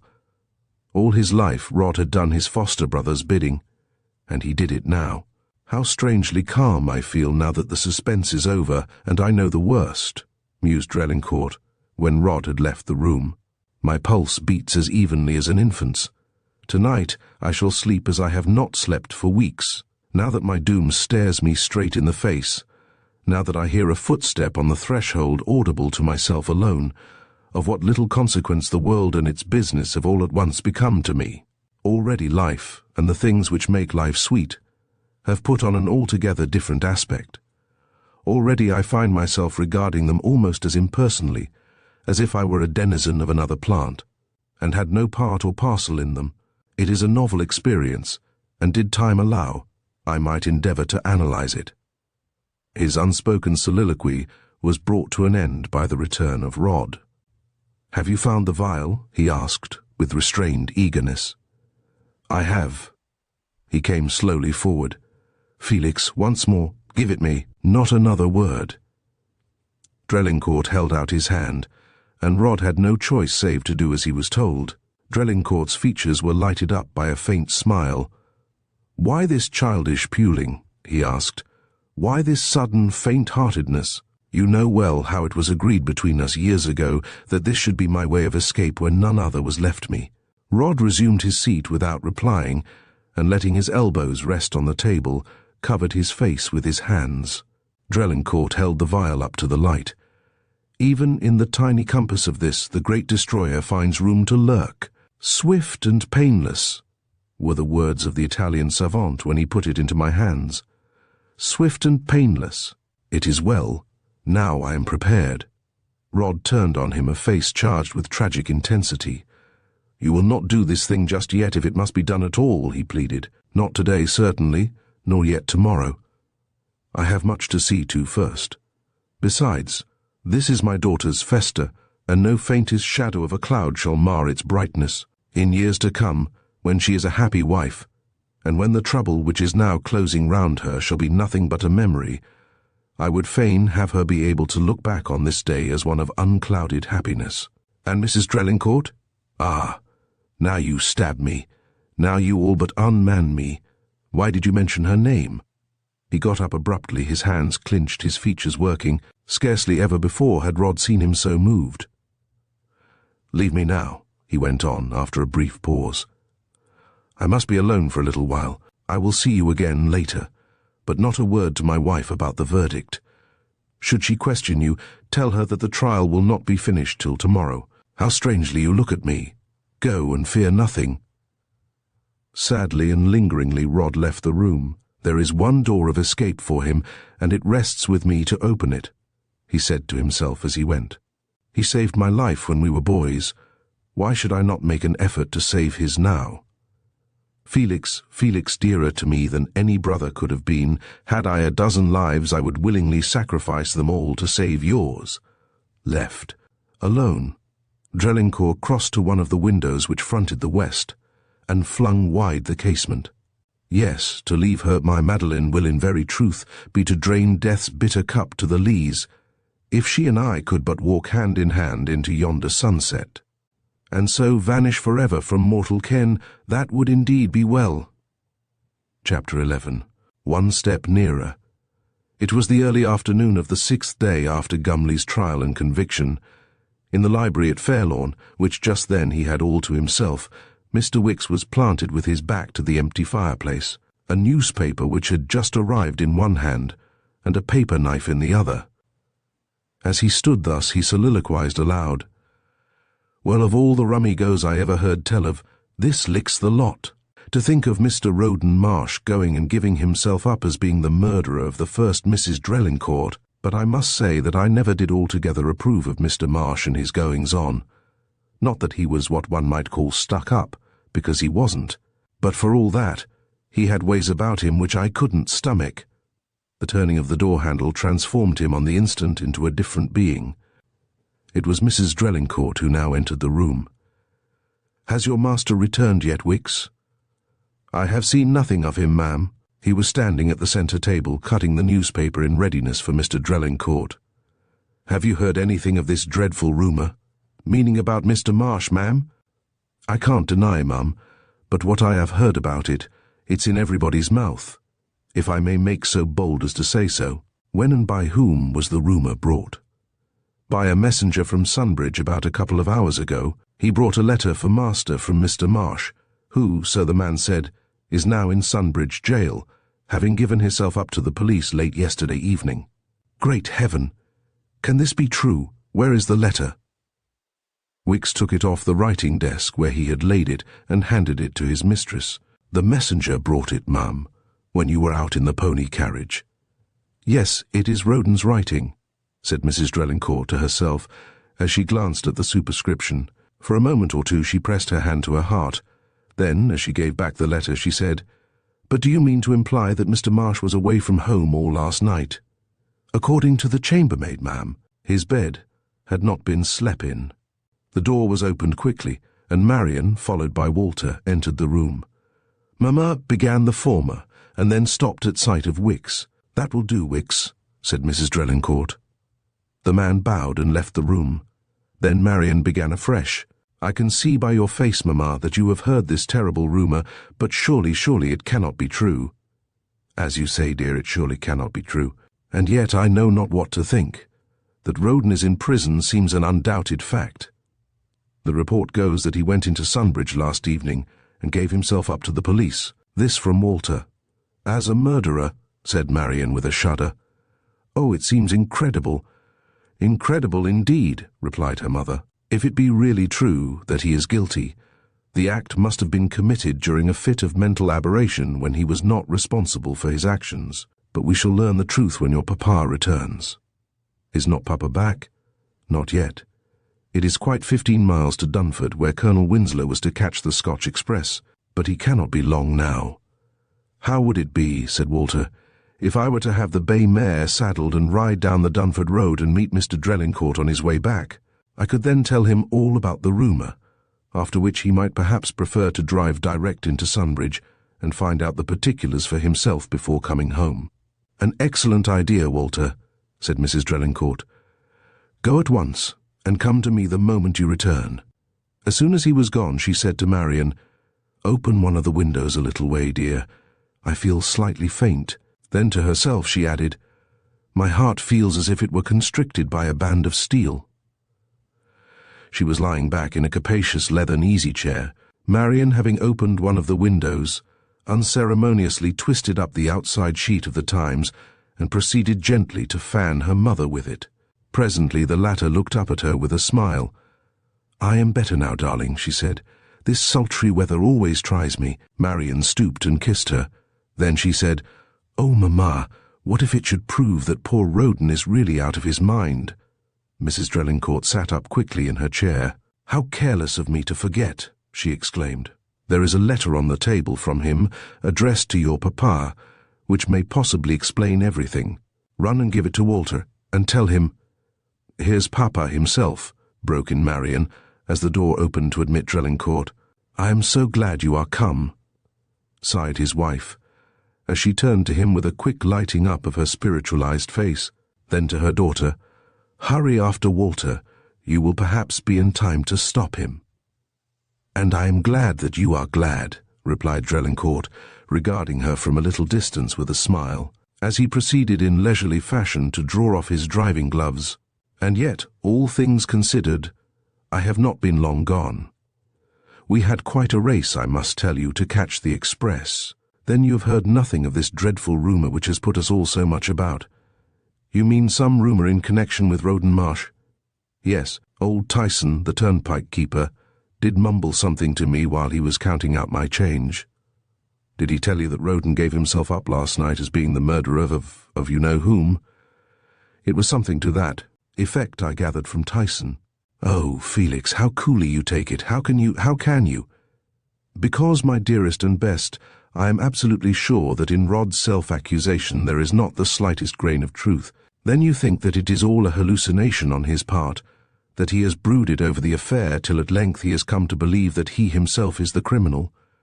There can be no doubt that such is the case. What a weight you have lifted off my heart. I have noticed that he has been somewhat strange in his manner of late. More than once he has said things to me which I utterly failed to comprehend. Now, however, everything is explained. Poor Rod, poor fellow. But I am forgetting. There is a letter from him for you which was brought here by a special messenger 2 or 3 hours ago." "So?" Mrs. Drelincourt rose from her chair and, crossing to the table, found the letter and handed it to her husband. "Most likely this will throw some further light on Roden's incomprehensible proceeding," she said. "I presume you will at once drive into Sunbridge and take whatever steps may be necessary in order to effect his release." "That is what I purpose doing almost immediately. I shall lose no time in carrying out my intention in that regard. It must be done. In my hands rests the question of his freedom or execution, and there is but one course for me to pursue, that the gates of his prison may be opened, and Rod again enjoy the liberty which is his by right human and divine. Then for the present I will leave you. But I shall see you again before you go." "Undoubtedly." "Poor Roden, most sincerely do I hope that you will be able to bring him back with you." "I hope so too.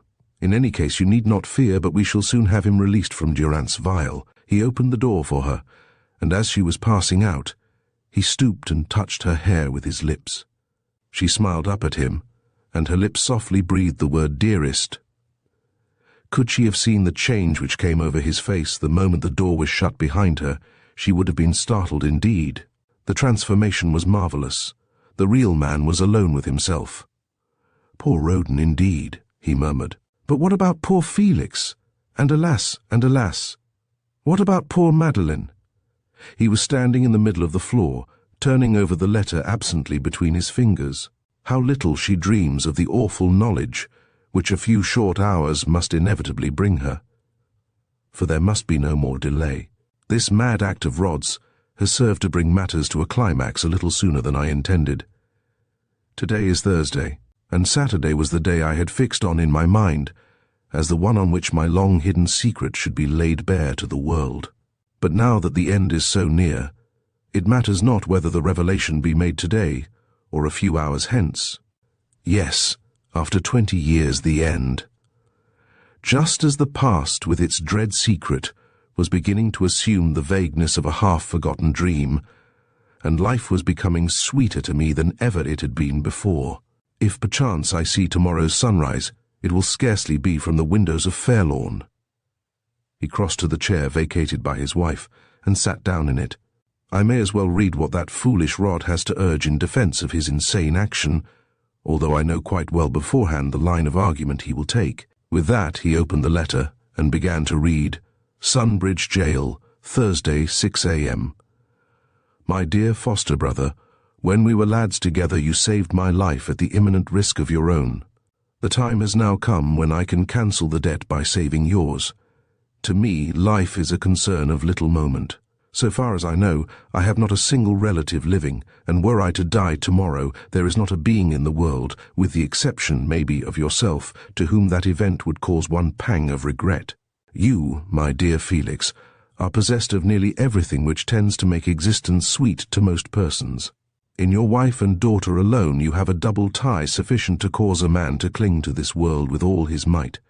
Let me then, for their dear sakes, if not for your own, most earnestly beg and entreat of you to accept the payment hereby offered of that just debt which has been so long owing, and which, I swear as heaven is above me, will be joyfully discharged by your devoted and affectionate Roden Marsh. Just as I thought, said Drelincourt, as he refolded the letter. Dear, true-hearted, simple-minded old Rod, and does he really dream for one moment that I either shall, can, or will accept the sacrifice he is so eager to consummate? Even after all these years, how little he knows me. No, my dear Rod, neither you, nor Gumley, nor anyone shall discharge that debt which is due from Felix Drelincourt alone. So now to consider. He lay back in his chair and closed his eyes, still holding Rod's letter in his hand. He had sat thus for a matter of 5 or 6 minutes when the door was opened by Wicks. Sir John Musgrave and Mr. Ormsby to see you, sir. So, where are they? I have shown them into the morning room, sir. Mr. Drelincourt's eyebrows came together for a moment. Better show them in here, he said. Their coming is most opportune for my purpose, he continued aloud, as soon as he was alone. It will spare me the necessity of a journey to Sunbridge. With that he put away the letter in the breast pocket of his coat and stood up to receive his visitors. Now to screw my courage to the sticking place. I could laugh, were this a time for laughter, at the thought of Ormsby aghast dumbfounded, his fat cheeks quivering like a jelly, when the truth is told him, and he was so sure Gumley was the man. Poor Ormsby! At last your thirst for vengeance shall be appeased. Chapter 12. On the Brink. Sir John Musgrave and Mr. Ormsby, announced Wicks. Drelincourt advanced smilingly and took the baronet's proffered hand. I think I can guess the nature of the business which has brought you, Sir John, but in any case you are welcome, he said. Ormsby, how are you? Sir John cleared his throat. As I judge, then, you have heard of the singular freak for at present. I can look upon it as nothing more of your secretary, or whatever he is, Roden Marsh, who gave himself up last night at Sunbridge as being the murderer of my ever-to-be-lamented sister. This from Mr. Ormsby. I have been from home all morning, and the first I heard of the affair was half an hour ago. I was on the point of driving into Sunbridge when you were announced, but pray be seated. I am glad to have saved you the journey, remarked Sir John as he sat down. Our object in coming to see you is to ascertain whether you can throw any light on this most extraordinary business, for, to tell you the truth, we are at a loss to know what steps we ought to take next with a view of either proving or disproving Marsh's statement, and not feeling sure how the affair might turn out, nor what fresh light you might be able to throw on it, I ordered Draycott, the chief constable, to follow us, so as to be in readiness in case of emergency. That was really very thoughtful on your part, Ormsby. Hum, confound his sneering ways, remarked Ormsby to himself with a grunt. One thing, gentlemen, I may tell you, went on Drelincourt, which is that one of the first steps you will have to take will be to set Mr. Marsh at liberty. Then you are satisfied in your own mind, said Sir John, that he is not really the criminal he seems so desirous of making himself out to be? On that point I am fully satisfied. What then can be the fellow's motive for such an insane proceeding? Demanded Ormsby reasonably enough. Is he a madman or merely a fool? He is very far from being either one or the other. But this is such a terrible crime for any sane man to charge himself with, interpolated Sir John. You say, Drelincourt, that one of our first steps must be to set him at liberty, resumed Ormsby. Now, I don't see that at all. He has seen fit to charge himself with the commission of a most heinous offence, and has put a lot of people to no end of worry and bother. Consequently, it will rest with him to thoroughly disprove his words before being allowed to regain his liberty. If I had my way, I would treat such pestilent fellows to a month on the treadmill. It is possible that Mr. Drelincourt may be in a position to throw an unexpected light on the affair, remarked Sir John in his blandest tones. In that case, of course, it will assume an altogether different complexion from the one it wears at present. That goes without saying. It was Drelincourt who completed the sentence. He drummed on the table for a few seconds with his fingertips. Then he resumed. A few days ago, an enlightened British jury declared the man Gumley to be guilty of murder because, having confessed to being a thief, they assumed that he must of necessity be the author of the greater crime. It was a verdict, my dear Ormsby, in which I have no doubt you fully concurred. I did concur in it, and most fully. 20 years ago, I avowed my belief in Gumley's guilt, a belief which the result of the recent trial has fully justified, for of course I attach no credence to the so-called confession of this hair-brained Roden Marsh. No, sir, you may rely upon it that Gumley is the real criminal, and I shall receive with much satisfaction the news that he has been hanged. And yet, I am afraid, my dear Ormsby, that for once your usual acumen has been at fault, a rare occurrence. I admit seeing that I happen to be in a position to prove that yonder poor devil now lying under sentence of death had no more to do with the tragic end of my first wife than either of you. God bless my soul, ejaculated Ormsby. Drelincourt, you astound me, exclaimed Sir John. Are we really to understand that you are in a position to prove Gumley's innocence? I think what I said was clearly to that effect. In that case, the question naturally follows, if you are prepared to prove Gumley's innocence, are you, further, in a position to bring the real criminal's guilt home to him? I am. Mr. Ormsby's lips moved, but no sound came from them. You astonish me more and more, responded Sir John. It is a fortunate thing that Ormsby and I took it into our heads to call upon you. Had you not done so, I should have called upon you, Sir John, a little later in the day, with the view of conveying to me the same information that you have just now imparted. With that view, then you had made up your mind before seeing us today to reveal what you know. Undoubtedly. Of course, our meeting here today is altogether informal and ex officio. Still, if I gather your intention aright, you will be prepared at another time and place, say tomorrow, at Sunbridge Courthouse to substantiate on oath what you have just told us. Most assuredly I shall. Perhaps you would prefer not to reveal the name of the real criminal till the whole affair can be officially investigated. Drelincourt did not answer for a moment or two. Why wait till tomorrow? He asked himself. The time for further concealment is at an end. Then aloud, Gentlemen, you see the real criminal, as you term him, before you. Both the others started to their feet and stared at him with an amazement which for a little while bereft them of speech. God bless my soul, gasped Ormsby at length for the second time. You? Oh, Drelincourt, exclaimed Sir John in a voice broken by emotion. Yes, I, and I alone, am the man. He spoke in passionless, almost frigid tones, and as the words left his lips he too rose to his feet. Drelincourt, never in the whole course of my life have I been shocked as you have just shocked me, said the baronet. I am utterly at a loss for words. I know not what to say. His agitation and distress were unmistakable. Then say nothing, Sir John. That will be the wisest course.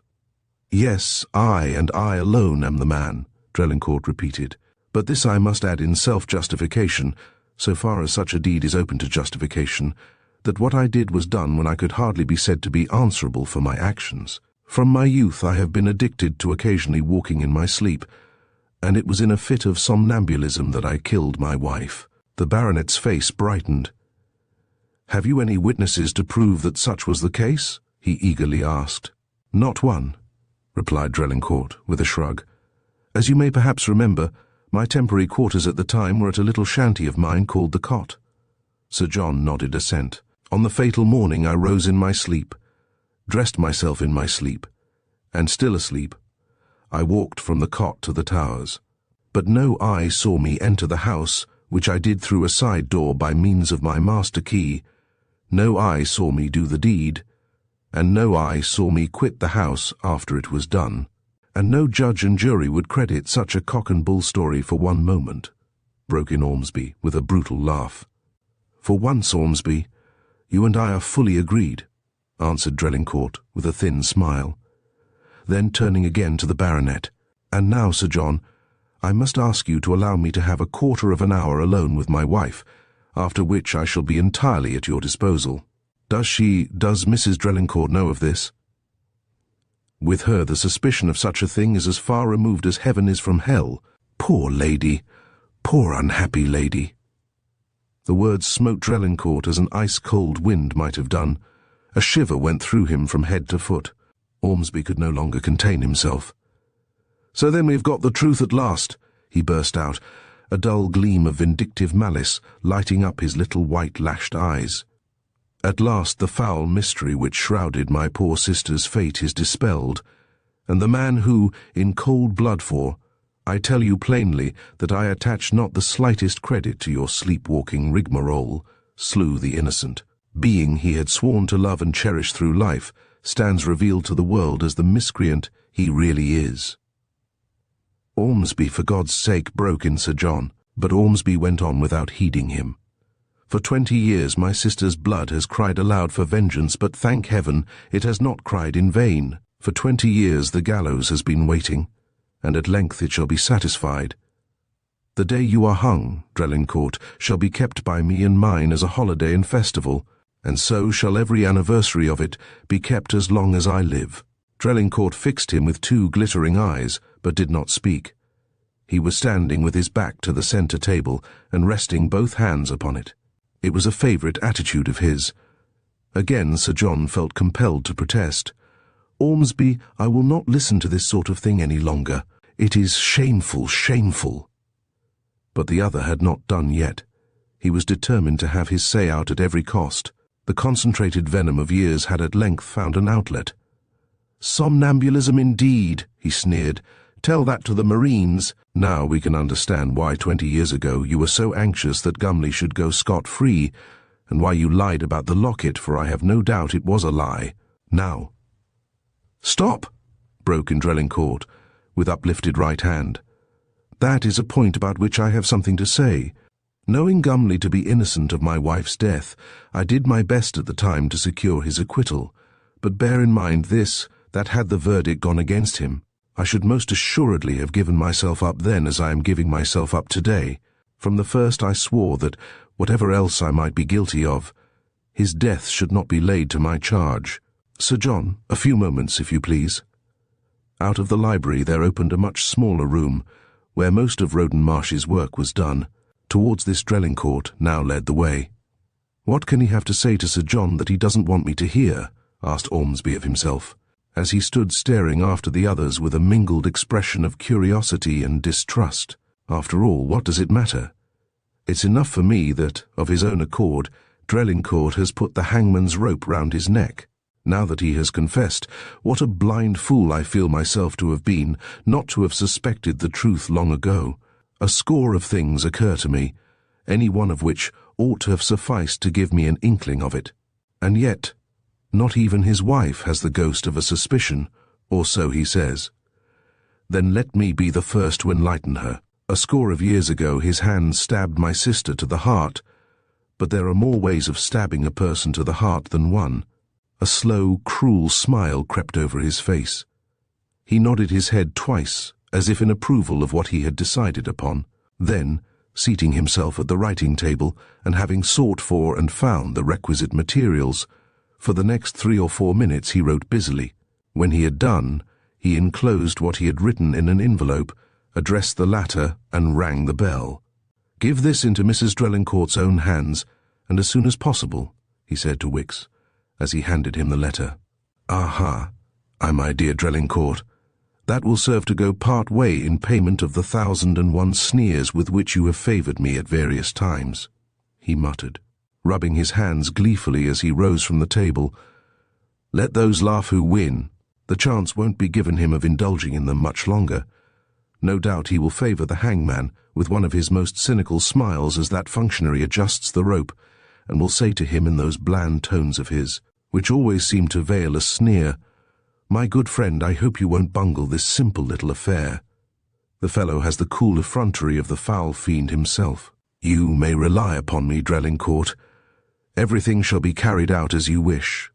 It was Sir John who was speaking, as the two men came back from the inner room. Ormsby's face darkened. "If Sir John chooses to forget that this man is a criminal, I don't," he said to himself. Then aloud, "Ahem! I presume you are now prepared, Sir John, to make out and sign a warrant for the committal of Mr. Drelincourt to Sunbridge Jail, on the charge of which he has just admitted himself to be guilty." "I can't, Ormsby. I can't. I couldn't put pen to paper just now to save my life," replied the kind-hearted baronet, whose distress at the position in which circumstances had placed him was self-evident. "Besides, where's the need for a warrant? Drelincourt is giving himself up voluntarily, and the charge against him can be taken down at the proper time and place, just as you please, of course. Then, if you have no objection, I will ring for Draycott and give him the requisite instructions and have him carry them out now." "Ormsby, one moment," said Drelincourt. "I have a few words to say to you, on a topic which it is my wish never to have to refer to again. It is in reference to your sister's death. Seeing that I have never attempted to cozen my conscience by putting forward any plea of justification for what I did, other than that it was done while I was asleep, it is not likely that at this time of day I should care to urge anything in extenuation of it, either to you or to anyone.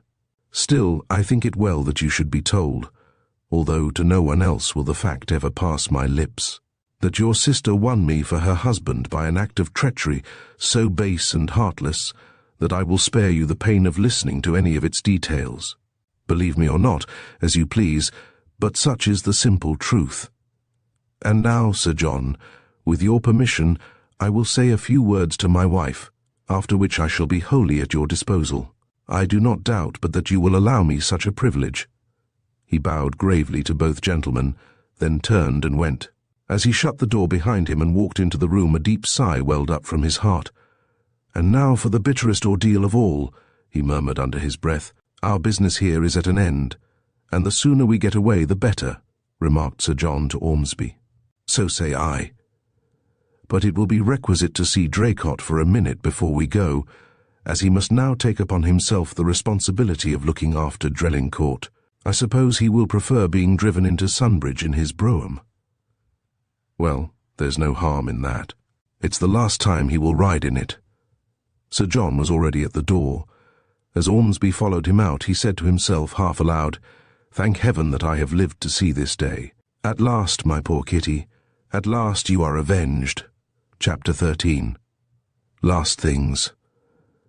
The note given by Mr. Ormsby to Wicks was placed by that functionary on the table in Mrs. Drelincourt's boudoir. Although he had been told to deliver it at once, he took no notice of the request. His mistress was probably in her dressing-room, and the note might wait till she came downstairs. He was not going to put himself out of the way to please Mr. Ormsby, whose imperative mode of addressing him had cut his superfine feelings to the quick. On entering the room a little later, Drelincourt failed to perceive the note. He sank into an easy-chair, and supporting an elbow on either of its arms, he let his chin rest on his interlocked fingers.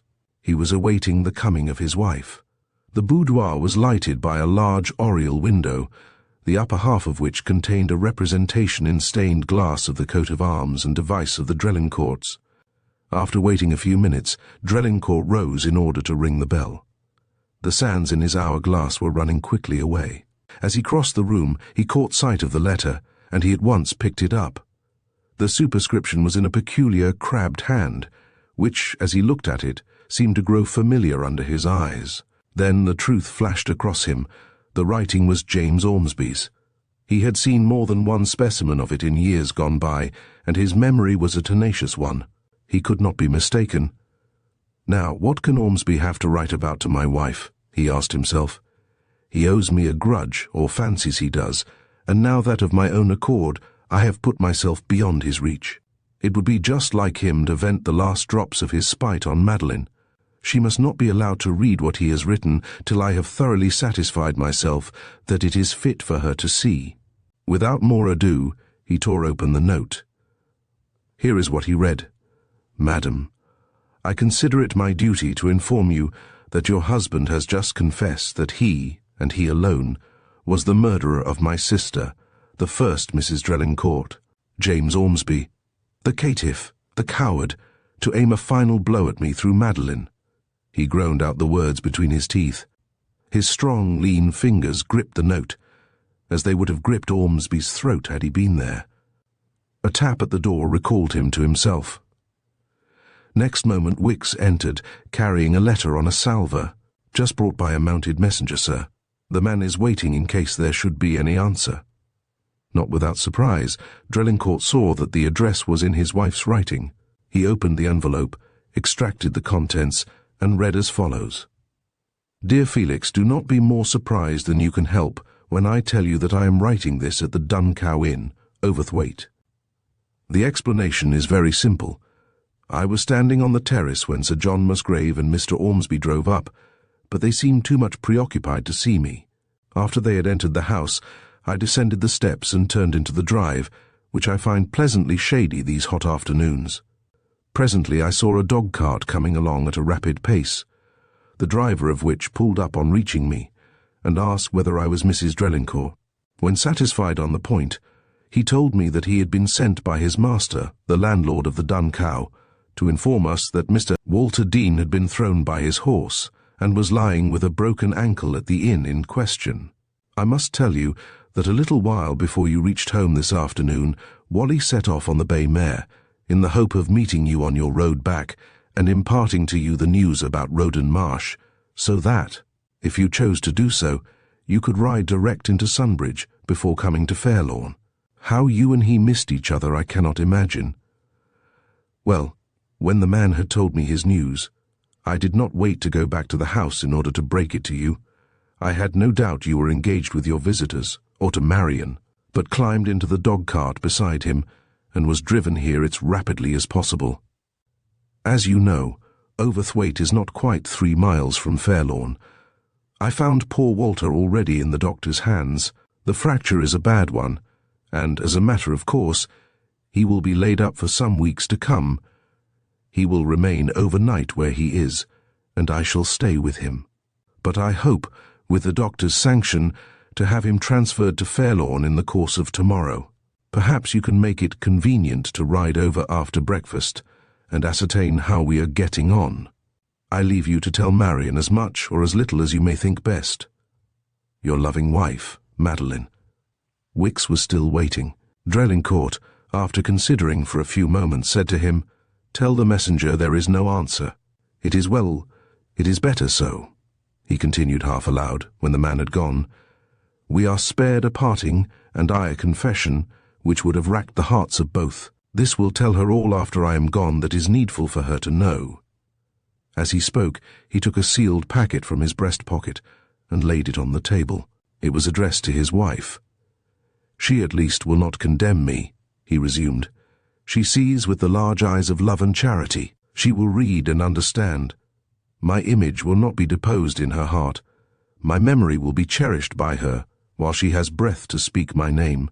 He took a slow turn or two from end to end of the room. Then he spoke again. "Not long will she stay after I am gone. The thread of her life is frail, very frail. She will make haste to follow me." A tap at the door was followed by the entrance of Marion. She paused with the open door in her hand. "I'm looking for Mama," said the girl. "I can't find her anywhere, and Wally, who ought to have been back long ago, has not yet returned. What can have become of them?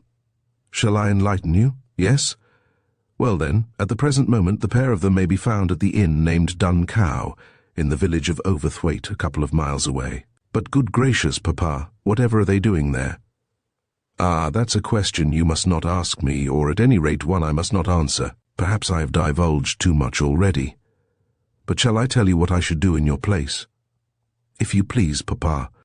I should ask Robert to drive me over in the pony chaise to the Dun Cow, and take the pair of them unawares. By so doing, I fancy you will surprise them quite as much as they are plotting to surprise you. That will be very jolly, won't it? Are you aware, Papa, that Mr. Draycott is pacing the entrance hall waiting to see you? I shall be ready to see him in the course of a few minutes. By the way, You may as well give me your good-night kiss before you go. I shall be engaged when you return, and shall not care to be disturbed." Marian flung her arms round his neck in impulsive fashion and kissed him a number of times. Then he pressed her to his heart for a moment, and it seemed to her that she heard a whispered, "Heaven bless you, my child." She glanced up into his face with a momentary surprise, for he was not used to being demonstrative, but she read nothing there. The eyes that met hers were calm and shining, and on his features was the stamp of a great serenity. "You darling daddy," exclaimed the girl, as she pulled his ear playfully. "You don't half know how much I love you." When she was gone, and the door shut behind her, he could hear her singing as she went. He stood without stirring till the sound had died away. Then a deep sigh welled up from his heart. "The last link is severed," he said, as he turned away. "Winslow will act a father's part by her till she marries. In years to come, when she has a husband and children of her own, all this will seem like a dream of old, unhappy, far-off things. So, now to bid the world a long good-bye." Taking out of his pocket the vial given him by Roden Marsh some days before, he held it up to the light, but at this moment there came another knock. Replacing the vial in his pocket, he went to the door, opened it, and disclosed Draycott. "I am sorry to disturb you, Mr. Drelincourt," said the chief constable. "More sorry than I can say, but time is running on, and Mr. Ormsby's instructions were most imperative." "5 minutes, only 5 more minutes, Draycott, and then, my good fellow, you shall do with me as you will." "All right, Mr. Drelincourt. You'll excuse me, sir, I'm sure, but duty is duty." With that he shut the door, turned on his heel, and strode back to his post in the entrance hall. Drelincourt went back to the easy-chair and seated himself on one of its low, broad arms. His features were tense and drawn, but his marvellous command over himself was in no wise shaken. How the evening sun lights up that window and brings out the motto of my ancestors, "J'espère toujours." Toujours j'espère. Who shall dare to sound the depths of infinite compassion? Even for such as I there may be hope. Swift and painless as were the Italian doctor's words when he gave me this. He was gazing at the vial, which lay in the palm of his hand, now to find out whether he spoke the truth. With that he stood up and put the unstoppered vial to his lips. Chapter 14. With all speed. On quitting Fairlawn, which they did together after their interview with Drelincourt, Sir John Musgrave and Mr. Ormsby parted at the park gates, each going his own way. The baronet took the road to Sunbridge, and picking up a brother magistrate en route, drove with him direct to the jail. There Roden Marsh was at once summoned before them, and having been severely lectured for his insane act, was forthwith ordered to be set at liberty. Mr. Drelincourt's voluntary confession that he, and he alone, was the guilty person obviated all necessity for Rod's further confinement. He left the jail fearing the worst, his heart tortured with anxiety of the most poignant kind. His proffered sacrifice had been contemned, and so far as he could judge, had merely been the means of precipitating a catastrophe to avert which he would willingly have given his life's blood. His one burning desire just now was to reach Fairlawn with all possible speed. That his being there would avail to dissuade Felix from his rash purpose he greatly doubted, but not willingly would he throw away the faintest chance. Perhaps, even now, he might be too late. The jail at Sunbridge was little more than a stone's cast from the railway station, and no sooner was the grim portal shut behind him than he hurried off to the latter, with the intention of hiring a cab in which to be driven to Fairlawn. It was growing dark by this time, and the station lamps were being lighted one by one. A train had arrived a few minutes earlier, and every cab but one had been engaged. Towards this one he now made his way, but only reached it in time to see the door banged by the driver, and to find that it had already an occupant. With a muttered anathema, he glanced inside the cab, and then, not a little to his surprise, saw that the person about to be driven off in it was none other than Mrs. Genwin. The same instant it struck him that if her destination was Wyvern Towers, the one cab would serve the purpose of both. It appeared that the recognition had been mutual, and in point of fact, Mrs. Genwin was the first to speak. "Oh, Mr. Marsh, is that you?" she began, addressing him through the cab window. I am very glad to see you, because you can perhaps inform me whether I am likely to find Mr. Drelincourt at Fairlawn. I have every reason to believe you will find him there. But pardon the question, are you bound for Fairlawn? That is my destination. I have just arrived from London, where I have been staying for the last few days, and wish to see Mr. Drelincourt, and with as little delay as possible, about a matter of very special importance. I too am bound for Fairlawn, and in a hurry, said Roden, hiding the surprise he could not help feeling. So, as there is not another cab left on the stand, if you will kindly allow me to share yours, you will be rendering me a great service. Why, certainly. I shall be very glad of your company, Mr. Marsh, and we can talk as we go along.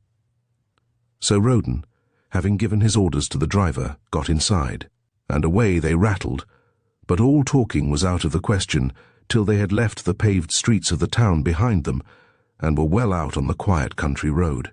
Then said Mrs. Genwin, "My errand to Fairlawn is a very singular one, as I have no doubt you will admit, Mr. Marsh, when I have explained to you what it is."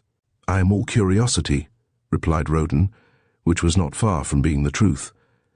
"It is the fact, is it not, that a man named Gumley is lying under sentence of death in Sunbridge jail, as being the supposed murderer of the first Mrs. Drelincourt? The fact is as you state it, but why do you say as being the supposed murderer of Mrs. Drelincourt?"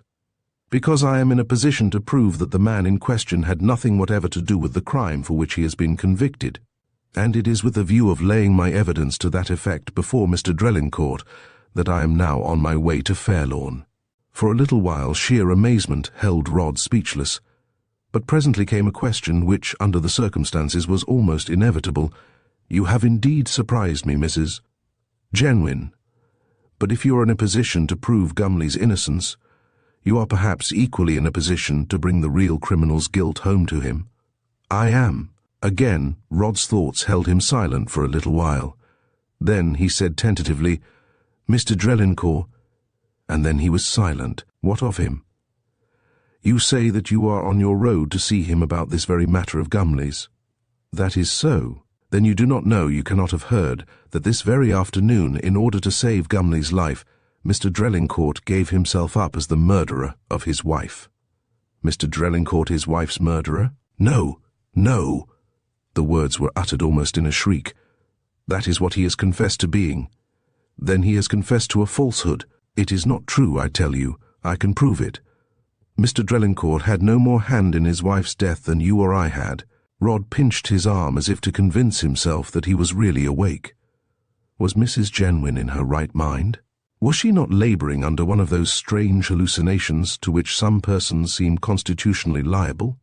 Perhaps she would tell him, in addition, that she herself was really the criminal. Was there a word of truth in what she had just asseverated with such extraordinary emphasis? He greatly doubted it. And yet, if there should be, the mere thought of such a thing turned him dizzy. A burning curiosity got the better of his discretion. The real criminal was... He paused for a moment, as if expecting Mrs. Genwin to fill up the hiatus. "Pardon me, Mr. Marsh," she said, "but what I have to reveal must first of all be told Mr. Drelincourt. When that has been done, the affair will be out of my hands. But you, in your turn, can tell me something, provided there is no objection to your doing so. By what circumstances was Mr. Drelincourt influenced in coming to his strange determination to charge himself with the commission of a crime of which he is wholly guiltless?" Rod told himself that, although she had not answered his question, there was no reason why he should not answer hers. In early life, Mr. Drelincourt was addicted to walking in his sleep, and it was while he was in one of his fits of somnambulism that he believed himself to have been guilty of the death of his wife. I need not trouble you with the details of the evidence which seemed to bring the crime irresistibly home to him. It will be enough to remark that both to him and me, for all the particulars of the affair have been known to me from the first, it appeared absolutely conclusive. And yet, Mrs. Genwin, you now assert, and in the most positive terms, that Mr. Drelincourt's belief had absolutely no foundation of fact. I do assert it, and at the proper time and place I shall be prepared to prove my words. Roden Marsh sank back in his seat with a great sigh of contentment. However amazing it might seem, He could no longer doubt that Mrs. Genwin was in a position to carry out all that she had undertaken to do. Her words and manner were convincing. About the details of the story she had come prepared to tell he cared little. It was enough for him to know that the dread burden which had weighed upon them for so many years would at length be lifted off the shoulders of his beloved foster brother, never to be reimposed. With the question of whose shoulders it was about to be transferred to, he did not trouble himself at all. But a moment later he cried out, "Shall I get there in time? Shall I arrive before it is too late?" They were questions which lit a flame of torment within him. He took out his repeater and struck the hour. Then, protruding his head and half his body out of the cab window, he shouted to the man on the box, "Drive hard, drive fast. There will be a sovereign for you, if you get there in a quarter of an hour." The driver gave a whoop and cracked his whip. Never had the old horse in the fly been driven at such a pace before. Chapter 15. The Secret of Wyvern Towers. To return to Drelincourt. As has been said, he had the unstoppered vial to his lips and was about to drain the contents, when the door was thrown open and Roden Marsh rushed into the room. With one sweep of his arm he dashed the bottle from Drelincourt's hand, crying out, "Thank God I am not too late." But Drelincourt gazed at him with reproachful eyes. "Why have you thwarted me, Rod?" he said. "Because you would have made the most frightful mistake of your life, because there is no need of your sacrificing yourself for Gumley, because the real murderer has been discovered." Rod got out all this in a breath, and then dropped into a chair, panting from the haste with which he had come and the excitement which possessed him. "The real murderer has been discovered," Drelincourt gasped. "Then I had nothing whatever to do with it, as Mrs. Genwin will tell you. She is here now, waiting impatiently to see you." "But what has she, that she will tell you herself?" "I will bring her at once." And Rod started up, but Drelincourt laid a detaining hand on his shoulder. "Wait," he said. "Give me a few moments. I can scarcely realize yet that I am not in another world." It was 10 minutes later that Mrs. Genwin and Drelincourt were left alone. They had shaken hands, and at her host's request, she had seated herself on a chair opposite his own, on the other side of the hearth. Drelincourt lost no time in coming to the point. "Roden Marsh tells me that you are the bearer of some very remarkable news," he said, "and in point of fact, that your visit here tonight was on purpose to make it known to me. Is that so, may I ask?" "It was that, and nothing else, which brought me to Fairlawn. I am given to understand that the information you wish to impart to me is concerned with the death of my first wife. That is so. You know already from Roden Marsh that I have all along laid her death at my own door.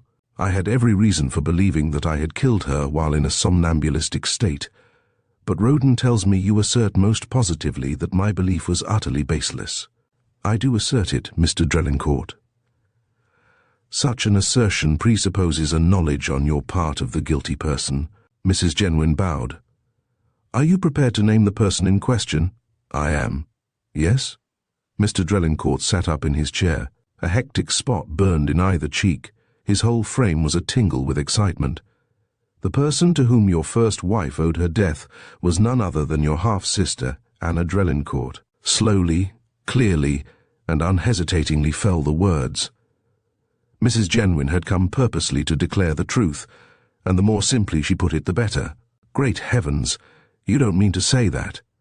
"I have told you the simple truth." For a little while they sat in silence. Drelincourt seemed utterly overcome. Anna's name was the last he would have picked out with all the world to choose from. And yet— "Go on, please. Tell me all you know of the dreadful affair," he said after a time. "Anna, poor girl, was no more mistress of her actions at the time it happened than you, Mr. Drelincourt. Had reason to believe yourself to be master of yours. Just then she was laboring under one of her recurrent attacks of mania. At such times, as you are aware, in all her actions, thoughts, and habits, she became again as a child of 10. But there were occasions when darker symptoms would betray themselves, when I caught little glimpses below the surface which caused even me, who knew her so well, and loved her so dearly, to tremble, and asked myself what still darker fate the future might have in store for her. Of such symptoms, however, I said nothing to anyone. Where would have been the use of my doing so? No one could help her. Nothing more could be done for her than had been already done. The future must be left to care for itself. To come to the fatal morning, Anna and I slept in separate rooms with a door between, which, by her wish, was always kept open at night. I may add that it was my practice to sleep with my bunch of keys under my pillow. On the morning in question I awoke earlier than usual, and while the day was still very young, there was upon me an uneasy sense of something being wrong. Instinctively I felt for my keys. They were gone. I was out of bed in an instant, and crossing to Anna's room, I looked in. It was empty. Then I noticed that the outer door of my room, which opened into the ante-room, was slightly ajar, only giving myself time to thrust my feet into a pair of slippers and to wrap a shawl round my shoulders. I started to look for Anna, dreading I knew not what. The first thing I saw was my bunch of keys hanging from the lock of the baize-covered door, one of which had been used to open it. From the ante-room I passed into the corridor, the doors opening into which were all shut, and so went swiftly forward till I reached the gallery at the head of the great staircase. Still there was no sign of Anna. While hesitating what to do next, I perceived that the door of Mrs. Drelincourt's dressing-room was partly open. It seemed to me a most unlikely thing that I should find Anna there, yet it was impossible to answer for her actions while she was as she was. Before descending to the lower parts of the house, I would satisfy myself so far. I knew that you, sir, were away at the cot. Pushing wider the dressing-room door, I went in and then paused. A slight noise in the bedroom drew me forward. On the soft carpet my footsteps were inaudible.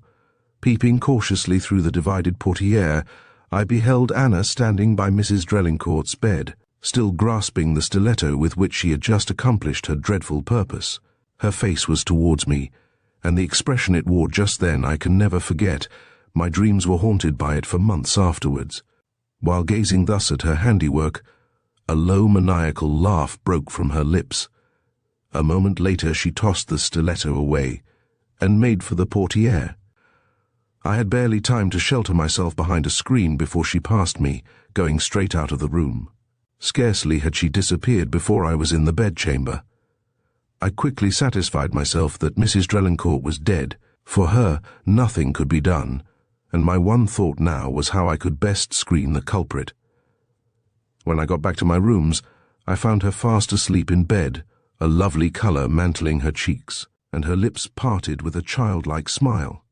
That morning, I remember, she slept a little later than usual, but when she awoke she was as gay and as full of innocent fun as, at such times, she nearly always was. She had slain Mrs. Drelincourt, whom I have reason to know she secretly hated, in a temporary access of homicidal mania, but her memory on awaking retained no recollection of it whatever. Mrs. Genwin ceased speaking, and Drelincourt was slow to break the silence which ensued. At length he said, "You have succeeded in astonishing me more, Mrs. Genwin, than I was ever astonished before. But that is a point on which I will not expatiate at present. May I take it that you never said anything to my poor sister about what you had witnessed in my wife's bedroom? Not a hint nor a syllable about it ever passed, my lips to her, so that she lived and died in utter ignorance of that terrible morning's work." Mrs. Genwin bowed affirmatively. "From the bottom of my heart, madam, I thank you for your wise reticence. While it would have benefited nobody to have revealed what you knew to Anna, it would have distressed her infinitely, and, in all probability, would have tended to shorten her life. For her sake I shall always hold myself your debtor. But tell me this, please. In case Gumley, after his arrest 20 years ago, had been brought to trial and found guilty, as he has been now, what action would have been taken by you, or should you have taken any at all? I should have done at that time precisely what I have done today. I should have sought an interview with you, and have revealed to you everything that was known to me. It was evident to Drelincourt that Mrs. Genwin had been actuated by precisely the same motives that had prevailed with himself. To the widow it seemed that the time had now come when she might ask a question on her own account. "And now, sir, that I have told you all this," she said, "will you kindly inform me in return what step it will be needful for me to take?" Mr. Drelincourt considered for a few moments. Then he said, "As it seems to me the proper thing to do will be for both of us to put in an appearance in the morning before the Sunbridge magistrates. When you can depose on oath to the truth of what you have told me here tonight, What will happen after that I cannot tell. The joint wisdom of our friends on the bench will decide that point for us. After a little further conversation, the housekeeper was summoned and Mrs. Genwin given into her charge. Breakfast would be on the table at 9, her host told her, and at 10 the brougham would be in readiness to drive them into Sunbridge. The arrangement made by Drelincourt overnight was duly carried into effect next morning. The brougham conveyed Mrs. Genwin and him into Sunbridge, where they presented themselves before the bench of magistrates. At Drelincourt's request, he was sworn first. To recapitulate his statement would be superfluous, what he had to tell being known to us already. Then came Mrs. Genwin's turn, the nature of whose evidence is equally known to us. After that, the magistrates retired to their private room in order to consult together, with the result that the case was adjourned for a couple of days to allow of their taking legal opinion in the interim, bail being accepted for the reappearance of Drelincourt and Mrs. Genwin. At the adjourned inquiry, no charge was preferred against the former, but the widow was committed for trial at the autumn assizes, on the count of being accessory after the fact to the murder of the first Mrs. Drelincourt. That such a charge, bearing in mind the peculiar character of the case, should involve any more severe penalty than a very limited term of imprisonment was what nobody believed or expected. Meanwhile, Mrs. Genwin was released on bail, the surety for her appearance at the assize bar being no other than Felix Drelincourt. Long before this, the latter had told everything to his wife. With what passed between them on the occasion we have nothing to do. This, however, may be said, that, womanlike, Mrs. Drelincourt thought far more of the lack of confidence in her as a wife, which her husband's confession revealed, than she did of anything else he had to tell her. When the Sunbridge autumn assizes came on, Mrs. Genwin failed to put in an appearance, nor was she anywhere to be found. As a consequence, Mr. Drelincourt's bail was estreated, for which he was by no means sorry. He would rather have forfeited the amount twice over than have had the details of poor Anna's unhappy story related in a court of justice. Some time before this, Gumley had been released under an order from the Home Office. Thank you for joining us at Storytime Haven for The Secret of Wyvern Towers. We hope you enjoyed this captivating mystery full of secrets and surprises. If you liked the story, don't forget to like, comment, and subscribe for more thrilling tales. Until next time, keep your curiosity alive and your imagination ready for the next adventure.